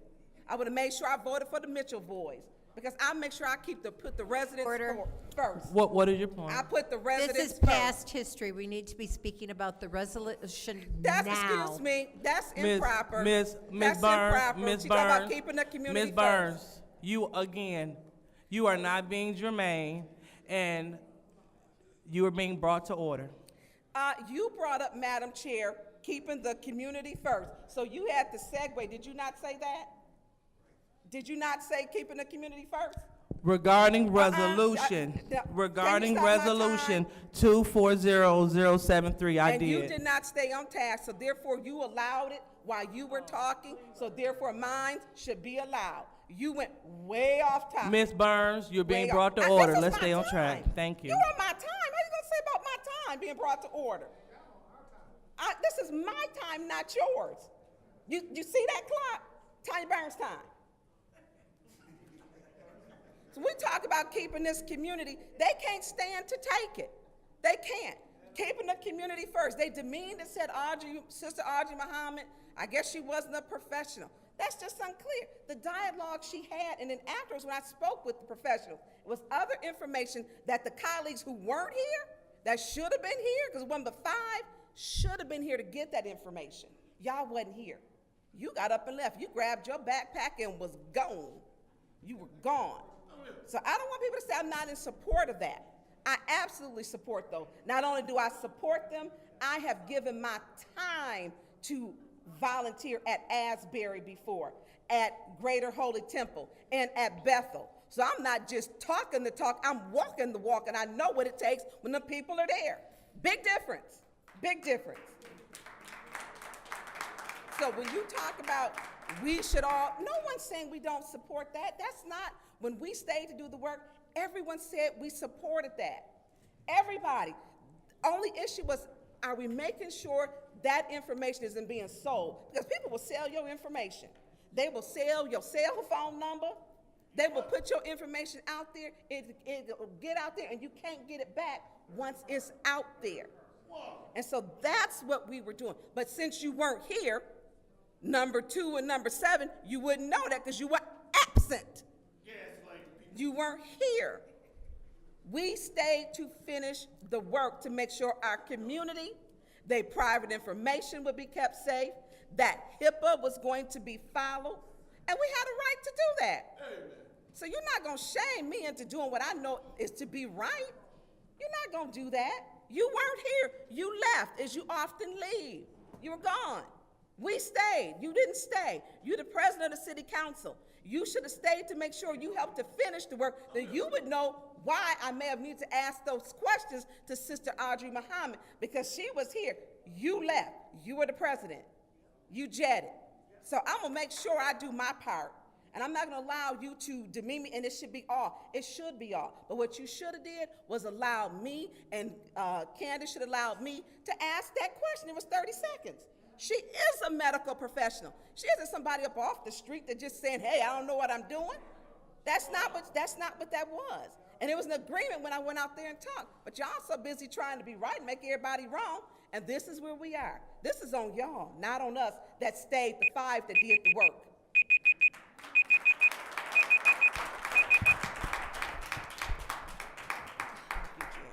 Anyone else speaking the second round? Yes. Go ahead, Mr. Murphy. Thank you so much. When we get ready to adopt these new rules, I want to make sure that we put in there that when a resolution come before us, outside of the fiduciaries or outside of the agency that is directly being funded, that the council have an opportunity to be able to ask anybody questions. And I don't take that back. And then no disrespect of what you guys just said. If Councilwoman Burns wanted to ask Sister Audrey Muhammad, a question concerning the HIPAA, she should have been able to be allowed to ask that question. Because in my mind, it didn't seem that they just didn't want to support the program. It was just that they had some unanswered questions. And if I am the person receiving the money, the recipient or the fiduciary, I really ain't gonna give you no hard problems or not answer the question, but I may want somebody else that worked in the healthcare field to ask those questions. So when we try to restrict these resolutions only to the fiduciary or the agency the recipient that's receiving the funding, it's not in the rules, but it is in the rules that the president and the chair that is chairing that meeting can state whether they want to allow someone to speak. I don't think nothing was wrong with allowing her. She had 2 minutes or something left. I don't think nothing was wrong with allowing her to speak. But on the other hand, because the rules say that the chairperson can, you did have a right as a chairperson to not allow her to speak. But also I want you to realize that not allowing her to speak still could hinder that vote that you need to get this passed. So if y'all really supported this, I'm just saying, let the young lady come up and speak and be done with it. And I said I was going to vote and move this to council on Monday because of what I heard my colleagues say. But then when I heard Councilman Jerry Winfrey Carter start speaking to the motives of 5 of us, it made me change my mind to go on and get this over with. And I'm just saying, moving forward, that when you guys are speaking and then y'all trying to speak on the motives of 5 or 6 or whatever, you just don't know, because I got mixed feelings about this resolution. So one part of me do want to support this to get it moving forward. But then when Councilman Jerry Winfrey Carter got to speaking and talking about our motives, it just turned me completely off, and it made me go the other way and be like, oh, I might as well go on and support this because we just needed, the only thing I know I needed was the question of the HIPAA law to make sure that's protected with residents coming to these help centers to get that. And I think we can work that out by me supporting this. But moving forward, I just ask my colleagues, when y'all speaking, y'all should be careful about speaking on people's motives because y'all just don't know. Some of these resolutions is very conflicting, and Request it for ain't a hard. information. Request for information. What? Mr. Mitchell, you're being brought to order. Go ahead. Councilman Murphy, do you realize I did not speak to your motive? I just simply restated something that you said. That's it. I didn't speak to your motive. Proceed. I'm done. Thank you. Madam Chair. Is that Ms. Worthing? Oh, go ahead. 2.5 hours, not one resolution has been voted on. I'm not happy about that. I have a life. But I urge my colleagues, let's not even address who thinks of what. Let's just vote. We all know how we're going to vote anyways. If there's a question, by all means, ask it. But if someone calls you stupid, at this point, let's ignore it, because we know who they are. Thank you. All right, thank you. Anyone else? Second round. Mr. Pfeiffer. So, Mr. Murphy, you're falling for their game. Because now you're silencing. Point of information. What's your point? Through you to the Councilman Pfeiffer, Councilman Murphy ain't falling for anything. I'm standing up for what I believe in. Thank you. That's invalid. Proceed. That's invalid. He should be warned. So, they got to you because they were telling you, oh, you can't reconsider it again and it's going to die. That's the only reason you changed your vote. It wasn't because what Ms. Winfrey Carter said. Let's be honest. Point of order. Go, Speaking proceed. to motives, we should just be speaking on our own opinion and not discussing what anyone else says or does. You are absolutely correct, Mr. Pfeiffer. I am speaking to my own Mr. opinion. Pfeiffer, I didn't hear what they let's said. not do that. Listen, shut up. Proceed. Shut up. Well, Mr. Pfeiffer, we will have decorum, and that is your warning. Thank you. If she wants to I sit here appeal and the talk, ruling of the Mr. chair. Pfeiffer, I appeal we the- will not the do that. ruling I of the appeal the chair. ruling of the chair.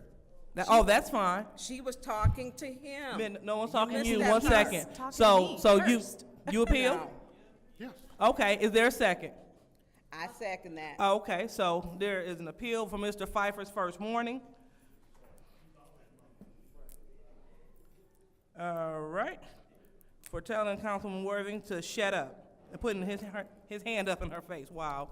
And it has been supported by Councilwoman Burns.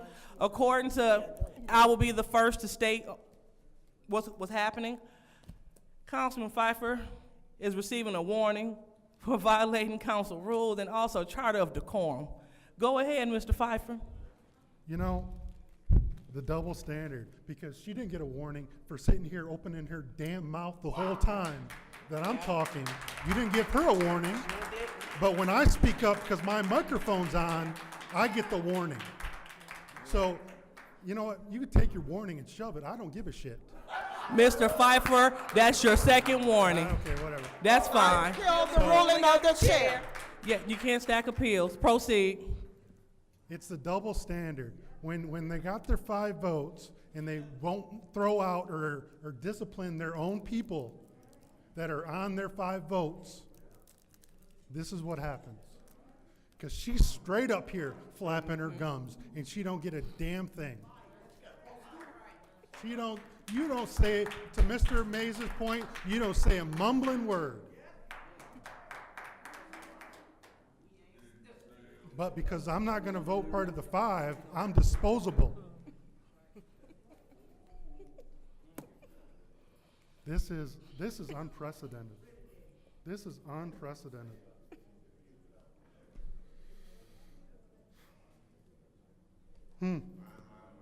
Yeah, mine. That's exactly what. This is exactly what. This is all because. This is all because we wouldn't allow Miss Sister Audrey, who is a licensed professional with a master's degree in medical management. She isn't irrelevant. To Mr. Murphy's point, we should be able to not only ask the people who are asking for money, we should be able to ask industry experts. Because I'm not a medical expert. Nobody up here is. We may have fake PhDs, but we're not medical experts.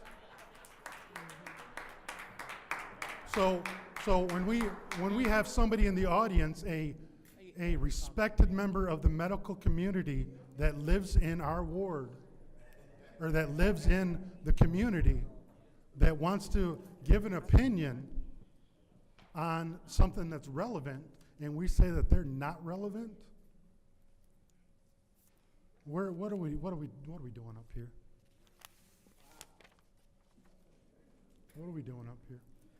It's a sad day when only the people who are asking for the money can speak. Anybody else, you shut them down. And unless you're gonna vote to keep the status quo, to keep the well-machined, the corruption in order, unless you're part of the 5, you're gonna be gone. You're gonna be gone. And Ms. Winfrey Carter, you know, Mr. Mays taught us a lot of things. And a lot of it got lost in delivery. But the more you listen to him and more you go back and listen to what he was fighting for, my God, did he see the light before any of us else? Yep. Sad day. Madam Chair. Go ahead, Ms. Worthing. I don't know what he's talking about because I hardly say anything over here. You can't hear me saying anything, but you sure can hear him on the mic. He doesn't even try to hide it. He called I me. don't, because I'm not fake like you. I'm You're not- out of order, Mr. Pfeiffer. Proceed. You talk a different way when you're appealing to an audience base. You are the fakest person I've ever met. I am who I am. Who I am here is who I am at home. Oh, I feel sorry for your kids. Mr. Pfeiffer, you have received a second warning. Yeah. Proceed. See, it's things like that. That's intolerable and it's Point unprofessional. of information. What is Point of your information? What is Didn't your you point? say that it was intolerable for me being a parent to my kids? I don't know what you're Yes, talking you did. about. Proceed. I have no idea what he's talking Proceed, about. Point of order. But what I Point do of know order. is Point that of order. What is your point of order, Ms. Winfrey Carter? Now, Councilwoman Lewis, you're chairing this meeting. You need to give Councilwoman Worthen a warning. You need to give her a warning. For what? Because she's attacking Councilman Pfeiffer. Proceed, Ms. Worthing. No.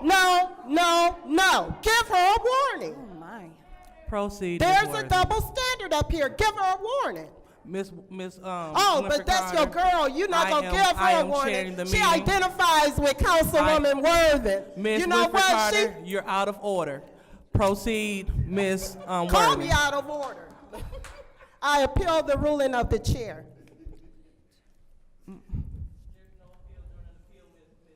Well, put it on your list. Proceed, Ms. Worthing. Point of Proceed, order. Ms. Worthing. What is your point, Ms. Burns? Madam Chair, you are the president and you're mocking. That's decorum. Excuse me? Let me finish, please. You were mocking Ms. Jerry Winfrey Carter when you said, you can't do that. You just did. I'm looking right at you. You mocked her. You want decorum? You need to warn yourself. You mocked her. Not so. Proceed. I do want to know the sincere answer to what are we doing here? And that's exactly right. Nothing. Sir, that way. Sir, that's your warning. Please leave. Sir, please leave. Sir, please leave. Sir, please leave. Sir, well, excuse me. Would you please leave the? Sir, leave the chambers. You're being disorderly. You're being disorderly. Sir, please leave. Sir.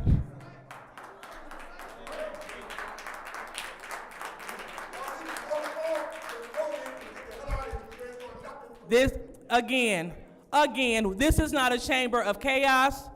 And excuse me. What, sir, please remove yourself. Please continue, Ms. Worthing. You know, it's really funny. It's always, you need to warn Miss Worthing. You never warn your friend or your ally. I'm not doing anything over here. That's a simple. It's like the kid in the classroom saying, but what about her? But what about him? You're the problem. I didn't hear or see anyone else. And that's how it works. And it's really funny. Like, some of us belong in middle school, or we never really got over that stage, because this is ridiculous. I've been called the biggest piece of shit by my colleague. I'm constantly insulted over here, and half of it, I never say anything, because it doesn't matter to me. If I cared what he thought, maybe it would matter, but it doesn't matter. But I think it matters to him what I think. And it matters to some of my colleagues what anyone says about them, because there's a lot of screaming, a lot of carrying on, no business being done. Congratulations for carrying on that legacy.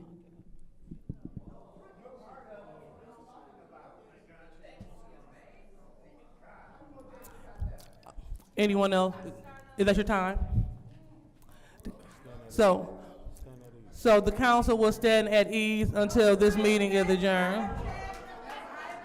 You have to be in your seat to object. She can't object from the audience. So we will stand at ease until a quorum is reestablished.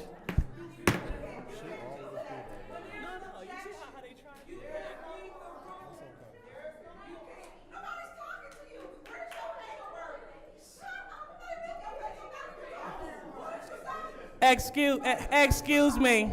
Excuse me. Excuse me. Officer. Excuse me, officers. Officers, can we come and if you're going to break quorum, go. If you're at quorum, if you're going to break quorum, go. If you're going to break quorum, go. No need to. No need. No need. No, get yourself. You need to get yourself in your seat. Get yourself in your seat. Okay.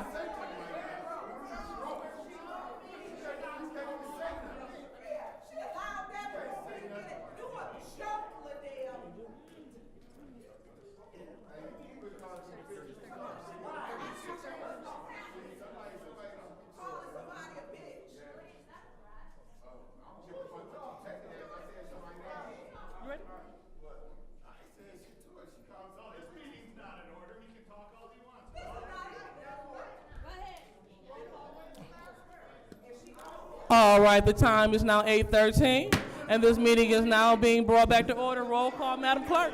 Point of order. We need to have audience members I see it. under control so that we can conduct this meeting. So, roll call, Madam Clerk. And roll call, Madam Clerk. And anyone that is being disorderly and loud, you shall be removed from this meeting. So, go ahead. Roll call, Madam Clerk. Ms. Lewis. Present. Mr. Murphy. Present. Ms. Priestley. Present. Ms. Winfrey Carter is not in. Ms. Burns is not in. Ms. Mashat. Present. Mr. Pfeiffer is not in. Ms. Worthing. You have 5 members present. All right, we have 5 members present. Madam Chair. Go ahead. Go ahead. Oh. Excuse me. Eva, turn around to the Please hold. Please hold. Right. Period. So we're gonna go ahead and go with reconsideration. Yeah. Hold on. Yeah. Yeah, we're reconsidering. No, Dennis, we're on his Let's appeal. just go. And so right now we're going to have to vote on Mr. Pfeiffer's appeal. So go ahead, roll call, Madam Clerk. What are we voting on? We're voting on Dennis Pfeiffer's appeal. So For if his you, warning? Yeah, for his warnings. Yes. Okay, let's Go ahead, roll call, Madam Clerk.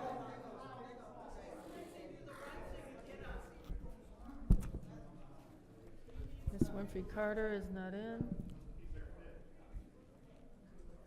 Ms. Burns is not in. Ms. Mashat? No. Mr. Pfeiffer is not in. Ms. Worthing? No. Ms. Lewis? No. Mr. Murphy? No. Ms. Priestley? No. The vote is 0 yes, 5 no. The vote is 0 yes, 5 no. That Madam appeal Chair. failed. Mr. Pfeiffer has received his first warning as well as his second warning. Therefore, he's removed from this meeting. Perfect. So now we're moving Madam on to Chair. vote of reconsideration. Are we voting for the reconsideration now? Yeah. Okay. So now it's time for us to vote for reconsideration. Roll call, Madam Clerk. Yeah, so right now we are voting to approve resolution for the reconsideration 240073. Roll call, Madam Clerk. Yeah, that's for reconsideration. Ms. Burns is not in. Ms. Mashat? Yes. Mr. Pfeiffer is not in. Ms. Worthing? Yes. Ms. Lewis? Yes. Mr. Murphy? Yes. Ms. Priestley? Yes. Ms. Winfrey Carter is not in. The vote is 5 yes, 0 no. The vote is 5 yes, 0 no. The reconsideration passes. Madam Now we're moving Chair. on to consent agenda. Go ahead. I make a motion to approve 240073. Whoa, so we're on the consent agenda. Point of order. No. So, excuse me. We need to make sure that we have order, so Mr. Pfeiffer, that is your warning. Please, let's not do that. So right now, the chair will entertain a motion to pass the consent agenda. Mr. Come on. Go ahead. I had previously discussed this with the attorney, and he says normally we go ahead and prove it, then we go to the consent agenda. Normally, we would just go ahead and vote on it, and then we do the consent agenda after the vote on the reconsidered item. No, we just reconsidered it. All right. So I'm making a motion, Madam Chair, to approve 240073. All right, there's a motion on the floor to approve Resolution 240073. Any support? Support. All right. So it has been moved and properly seconded. And go ahead. Call the question. Yep, call the question. So any support? Support. Supported by Councilwoman in the 9th Ward? Did I hear that? Okay, got it. All right, so roll call, Madam Clerk, on the call for the question. I'm sorry, that was Ms. Priestley that made the motion? I made the motion. Okay, Ms. Mashat? It's a lot, I don't know what's going on because I can't hear. Excuse me, we have too much commotion in the corner, and we can't hear. She's asking. So, Mr. Woodson, please. So, yeah, so it's a call for the question. Yes. Yep, so call for the question. This is to approve Mr. Pfeiffer is not in. Did you say yes? Yes. She said Ms. yes. Worthing? Yes. Ms. Lewis? Yes. Mr. Murphy? Yes. Ms. Priestley? Yes. Ms. Winfrey Carter is not in. Ms. Burns? No. The vote is 5 yes, 1 no. Vote is 5 yes, 1 no. That resolution passes. No, That ma'am, was that was called the the call question. for the question. Oh, my goodness. Okay. Call for the question. I apologize. So now we are voting to pass Resolution 240073.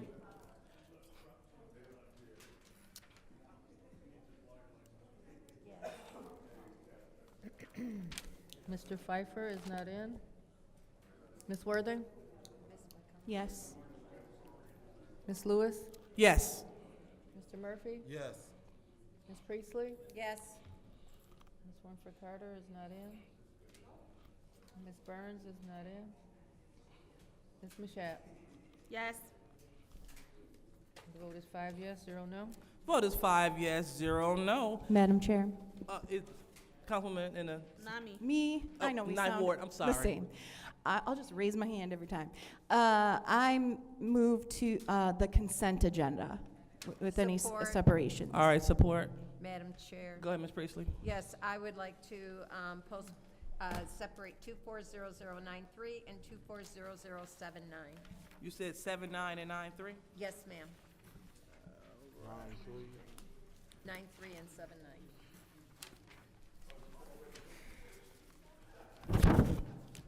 All right, got it.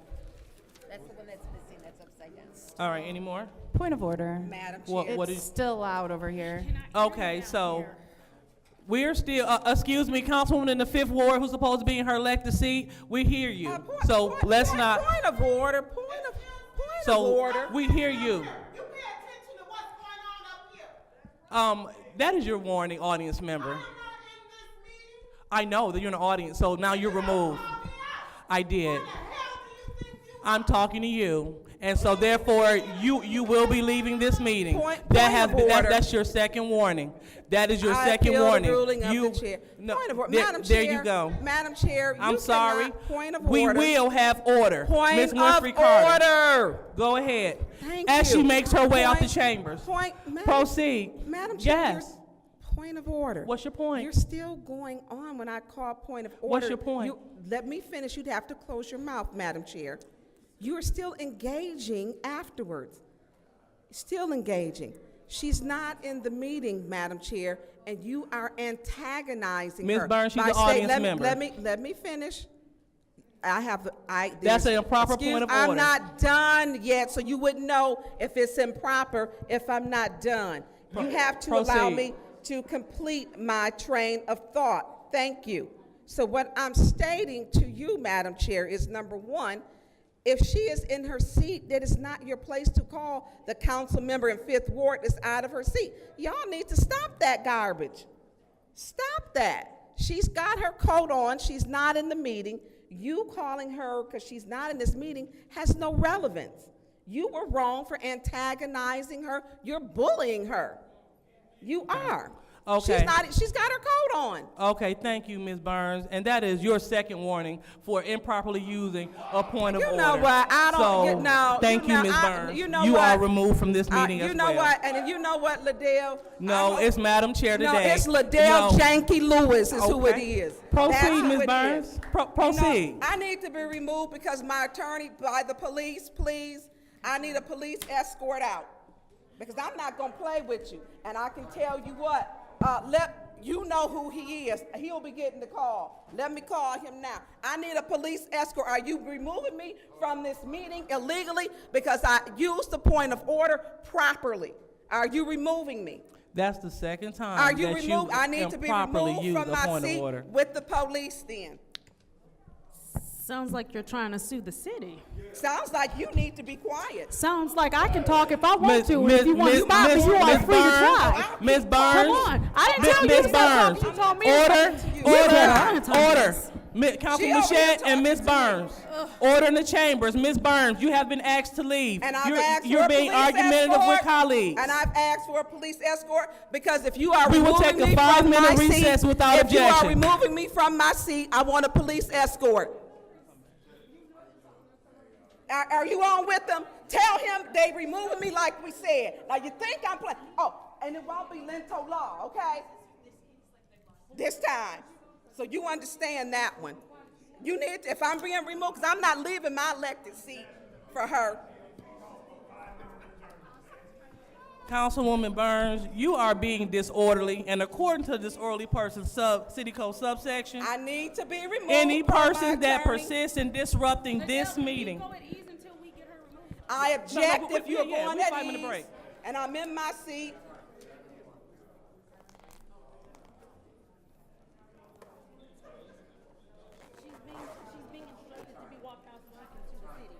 You don't know what I'm being, you don't even know, so be quiet. And I'm not going to. You need to, you need to, you need to be quiet. I'm not thinking about you. I'm not going to. I'm not thinking about you, okay? Okay. So what did he But I'm say? not going to, so What now did he what? say? So now what? Oh, he asked, I need to have the officers up here. He said, don't resist, okay. Because I take my seat serious. I asked, don't go, that has nothing to do with it. That has nothing to do with it. No, you need to leave that, alone, okay? Because we're gonna get on that $4,750 in checks that you got, okay? And you took that $11,000 lawnmower. I need to be I'm not, why are you talking to me? No, he's not. You don't know what he's doing. He's on the Why mind your business. Why are you in my business? I don't even deal with you. Why? Are you removing me from, I need to have a sergeant remove me. You need to come up here from my, is he a sergeant? Okay, so you remove me from my seat. Okay.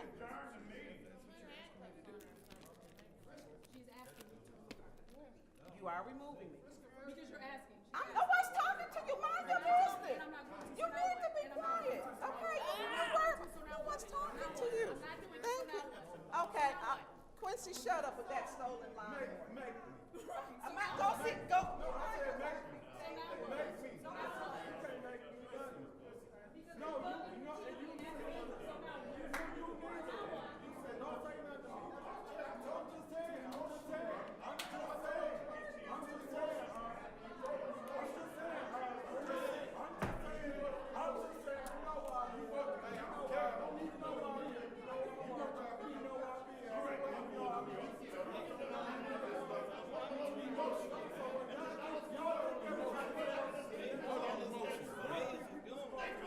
Emotions, man.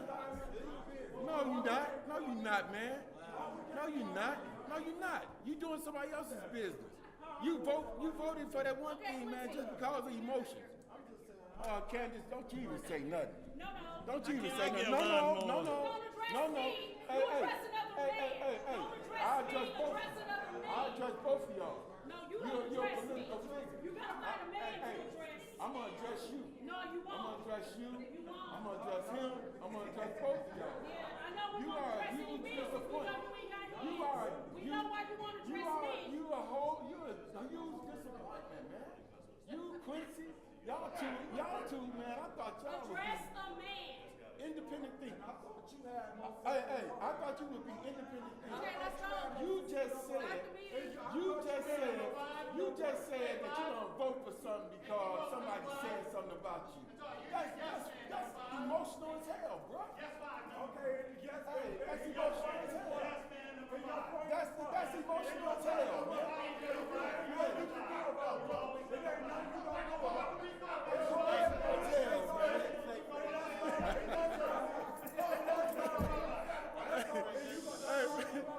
That's emotional as hell. Hey. I thought you was better than that. I did. Oh, he's not a man? He's not a man? Hey, he's not a man?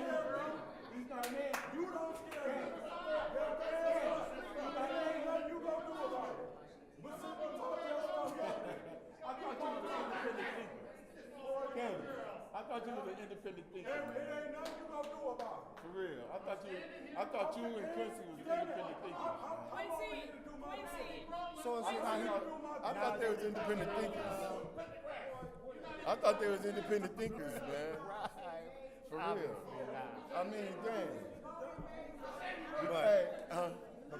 But Quincy is just hey, going after, Quincy was too emotional, man. And then, like I was saying, man, I'm just pointing out the fact that he even said it. He changed his vote.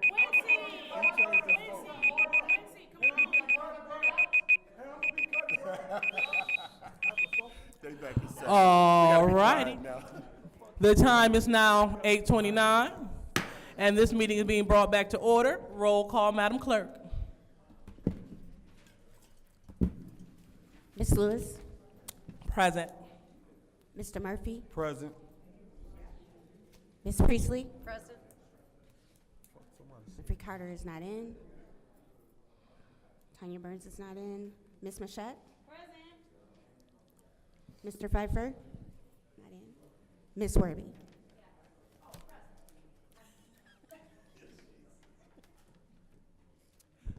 All right, so we have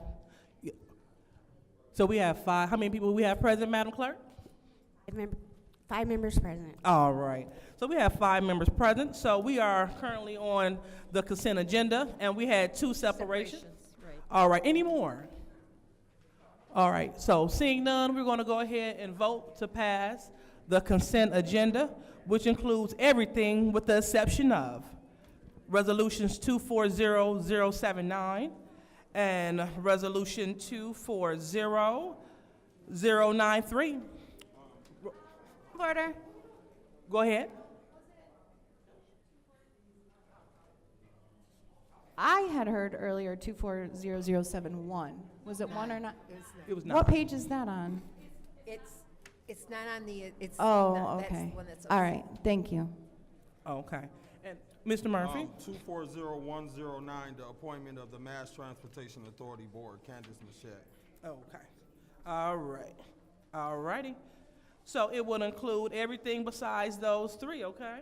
Is that it, Mr. Murphy? Yes. All right. So now we're about to vote to approve the consent agenda. Roll call, Madam Clerk. Ms. Worthing? Yes. Ms. Lewis? Yes. Mr. Murphy? Yes. Ms. Priestley? Yes. Ms. Winfrey Carter is absent. Ms. Burns is absent. Ms. Machette? Mr. Pfeiffer is absent. And the vote is 5 yes, 0 no. The vote is 5 yes, 0 no. The consent agenda has passed. So now we're on to the first separation, which is Resolution 240079, the St. John Memorial Project. Madam Chair, And Ms. Priestley? I make a motion to amend Resolution 240079 to add the following account numbers, to change the account number for the ARPA, FUDST, CSLRF, whatever, the $500 that we previously allocated to St. John's. 500,000. Yeah, 500,000 to 287-751.720-801.000, and the $250,000 from Resolution 220433 to account number 101-701.000-801.000. Oh, okay. So we are voting to make it a .1? Yes. Well, we have to get a second on it. All right. All right. It has been seconded by Councilwoman Mashat. Any discussion? Yes. Go ahead, Mr. Murphy. Thank you. Thank you, Emily, for working on this project and moving this forward. Could you tell me where will we be at? What's the next phase once this resolution get passed? Absolutely. Thank you, Councilman. Good evening, council members. Once this is passed, with your hopeful support tonight, we will be able to enter into a contract with AE Collaborative, and they will be able to start right away. So this is the next step. We just need your support tonight. This contract is to do what? They will be, it's a combination of having a visioning, like 1 or 2 months, like 2 months of having community input, and then as well as community visioning, and then they will put together construction drawings based on that, and then they will be able to actually get construction started by next March because of all of that. So I thought we already went through this with the St. John Memorial thing. I've been attending some of their meetings, and we did have some drawings, and we did have a vision of what we did. So we have been doing things. How all of a sudden we doing what we already did all over again? I'm not getting that. My understanding is that the committee has had a few different ideas, and so what we were told was that they needed to have additional community input. So I'm happy to talk with you more about that. That's what you saying they had to have additional community input because of why? I'm sorry, are you asking about why is the community want more input, or why is AE Collaborative saying that? My understanding was we already had something in place. So what happened? So now this is moving all the way to next year in March, that they go get started on any kind of movement when it comes down to the project outside of, I looked at some designs. I thought the pavilion and the trail and the new parking lot, I thought all of this, the monuments that they wanted, the historical facts. So like the $250,000, I think that was two years ago that we approved that with the sale of the St. John Community Center, that you guys received $500,000 and $250,000 went towards the St. John Memorial thing, and I think $250,000 might have went to general funds in the city of Flint. I'm not sure what are other funds. So you telling me now that approving this resolution, we got to go back to the drawing table, and the St. John committee want to turn around and come up with a different scope of work? No, that's not what I'm saying. Okay. It's not a different scope of work. It's construction drawings, which also includes erosion permits, because it is right on the river, and all of that does require a lot of time. So my apologies if I made it sound like it's a different scope of work. That part is changing, but not the designs. Correct. Of what they are. Okay. But where they place the pavilion, okay, based on the feedback from when they're applying for the erosion permits, or where they actually place the monuments based on the weight. Like, for example, if the material of those memorials, the historic plaques, the material themselves will actually depend on where the soil can handle that much weight, because they want to make sure that these are not things that could be ripped apart or fall apart, right? So they're going to be very substantial posts, whatever it is, and so the actual materials themselves, that has to make sure that they have those drawings that then meet the community standards, but also can pass all of the soil permits and the erosion permits and the actual construction drawings. So it's kind of like bringing the two sides together. So I'm happy to, we can talk about this more if you want to talk to AE Collaborative. I would have preferred for you guys to just talk about it more with me anyways. Okay. Being that, you know, it's in my ward and I've already been attending the committee meeting, and I don't want to just hear things when they come here. I was expecting that we had already approved this funding, but I guess because when we moved the ARPA dollars to general fund account, that might have changed to 500,000. So I could see that. But I'm always, got anything to do with any projects in the third ward, I'm always available. And we got another project that I'm sure you are aware of in the third ward that I would love to be able to be at the table. And I don't want to see it come before city council and then I got to vote on it openly when we could have had a discussion. All right. Anyone else like to speak in the first round? All right. Anybody else like to speak in the second round? Okay, seeing no one, we are voting to amend resolution 240079.1. Roll call, Madam Clerk.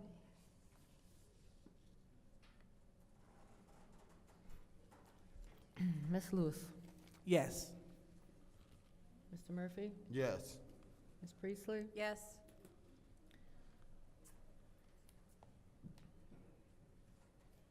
Ms. Mashat. Ms. Worthing. Yes. The vote is 5 yes, 0 no. The vote is 5 yes, 0 no.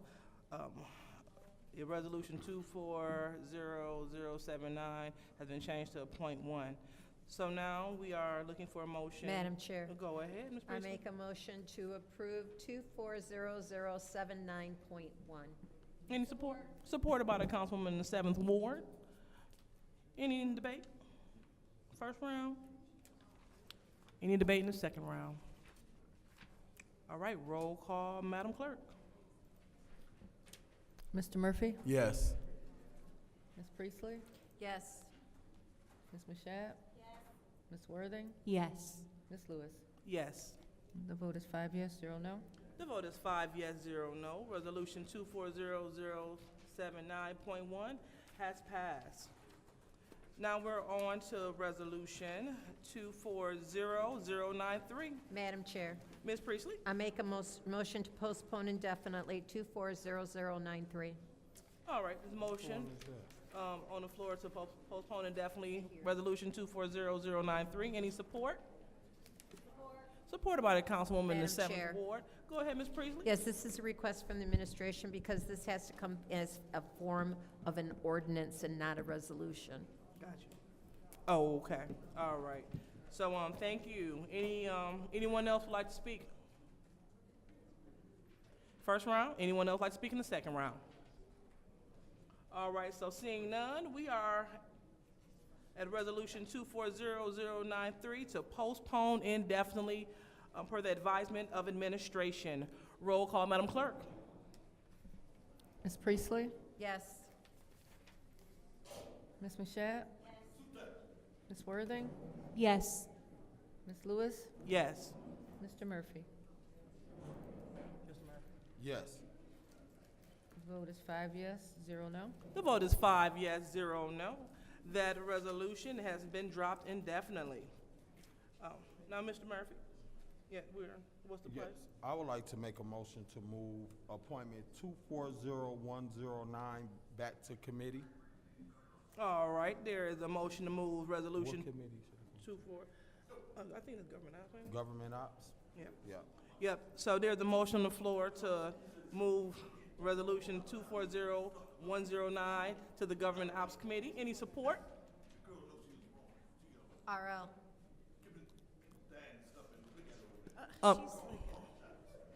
All right. Any support? Support. Okay, so supported by Ms. Priestley. So, any discussion? Yes. Go ahead, Mr. Murphy. Okay, so I served on the MTA board, and I was appointed by the mayor. It was me and Councilman Winfrey on the appointment, and a letter was sent to then President, what's her name in the 7th Ward? Ally Herkenroder, to appoint me as the council appointment on the MTA board. So I've been serving on the MTA board for 3 or 4 years. So this is not, I did tell them I wanted to stay on there as the appointment and take Councilman Herb Winfrey's spot as a council person, being that I've been on there for 4 or 5 years now, and I ain't gotta learn what's going on with the MTA. So for some reason or another, Ally Herkenroder, I think just a lot of stuff was going on, never brought the resolution before city council. So now it's an appointment to put Candace Machette on there. I'm not saying I'm totally against it, but I was only kind of removed from the appointment for the MTA because I won the city council seat. So now we here with this appointment coming up and the special affairs, and then I know Councilwoman Jerry Winfrey Carter always say that these are things that could get done in committee first.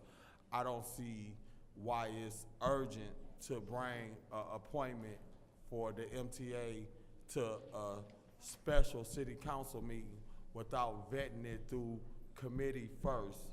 So not to say I'm against it or for it, I just think the way that it's being brought today and this being brought on the special affairs, what's the urgency when that seat kind of been open for a council appointment this long?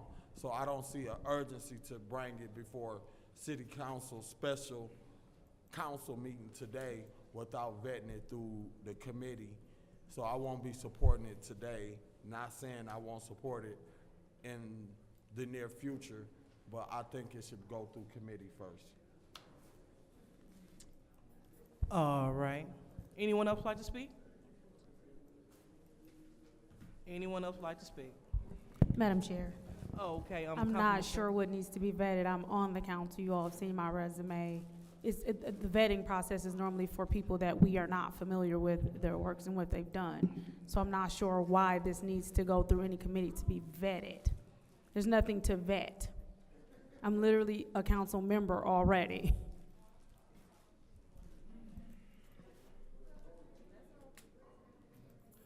All right. Anyone else? All right, so seeing that there is no one else, we are going to vote to send appointment 240109 to committee. So for more discussion, roll call, Madam Clerk. Ms. Mashat? No. Ms. Worthing? No. Ms. Lewis? No. Mr. Murphy? Yes. Ms. Priestley? Yes. The vote is 2 yes, 3 no. The vote is 2 yes, 3 no, so that motion fails. And what's the, all right, Chairman entertain another motion. I move to approve. I move to adjourn. I didn't hear. I move to adjourn. All right, there has been a motion to adjourn. Any support? Support. All right, supported by Councilman in the 4th Ward. Roll call, Madam Clerk.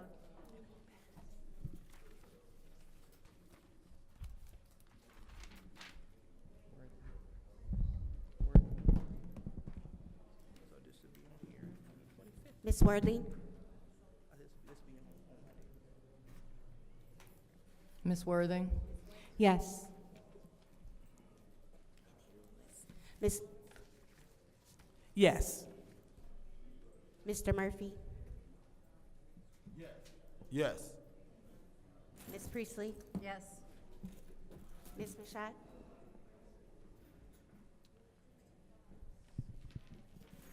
Miss Mashat,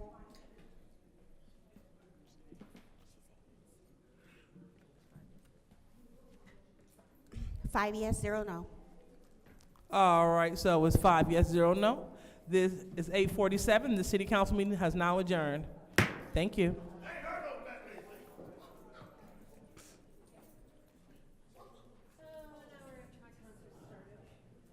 Well, I mean, we didn't have to. All that was just foolishness.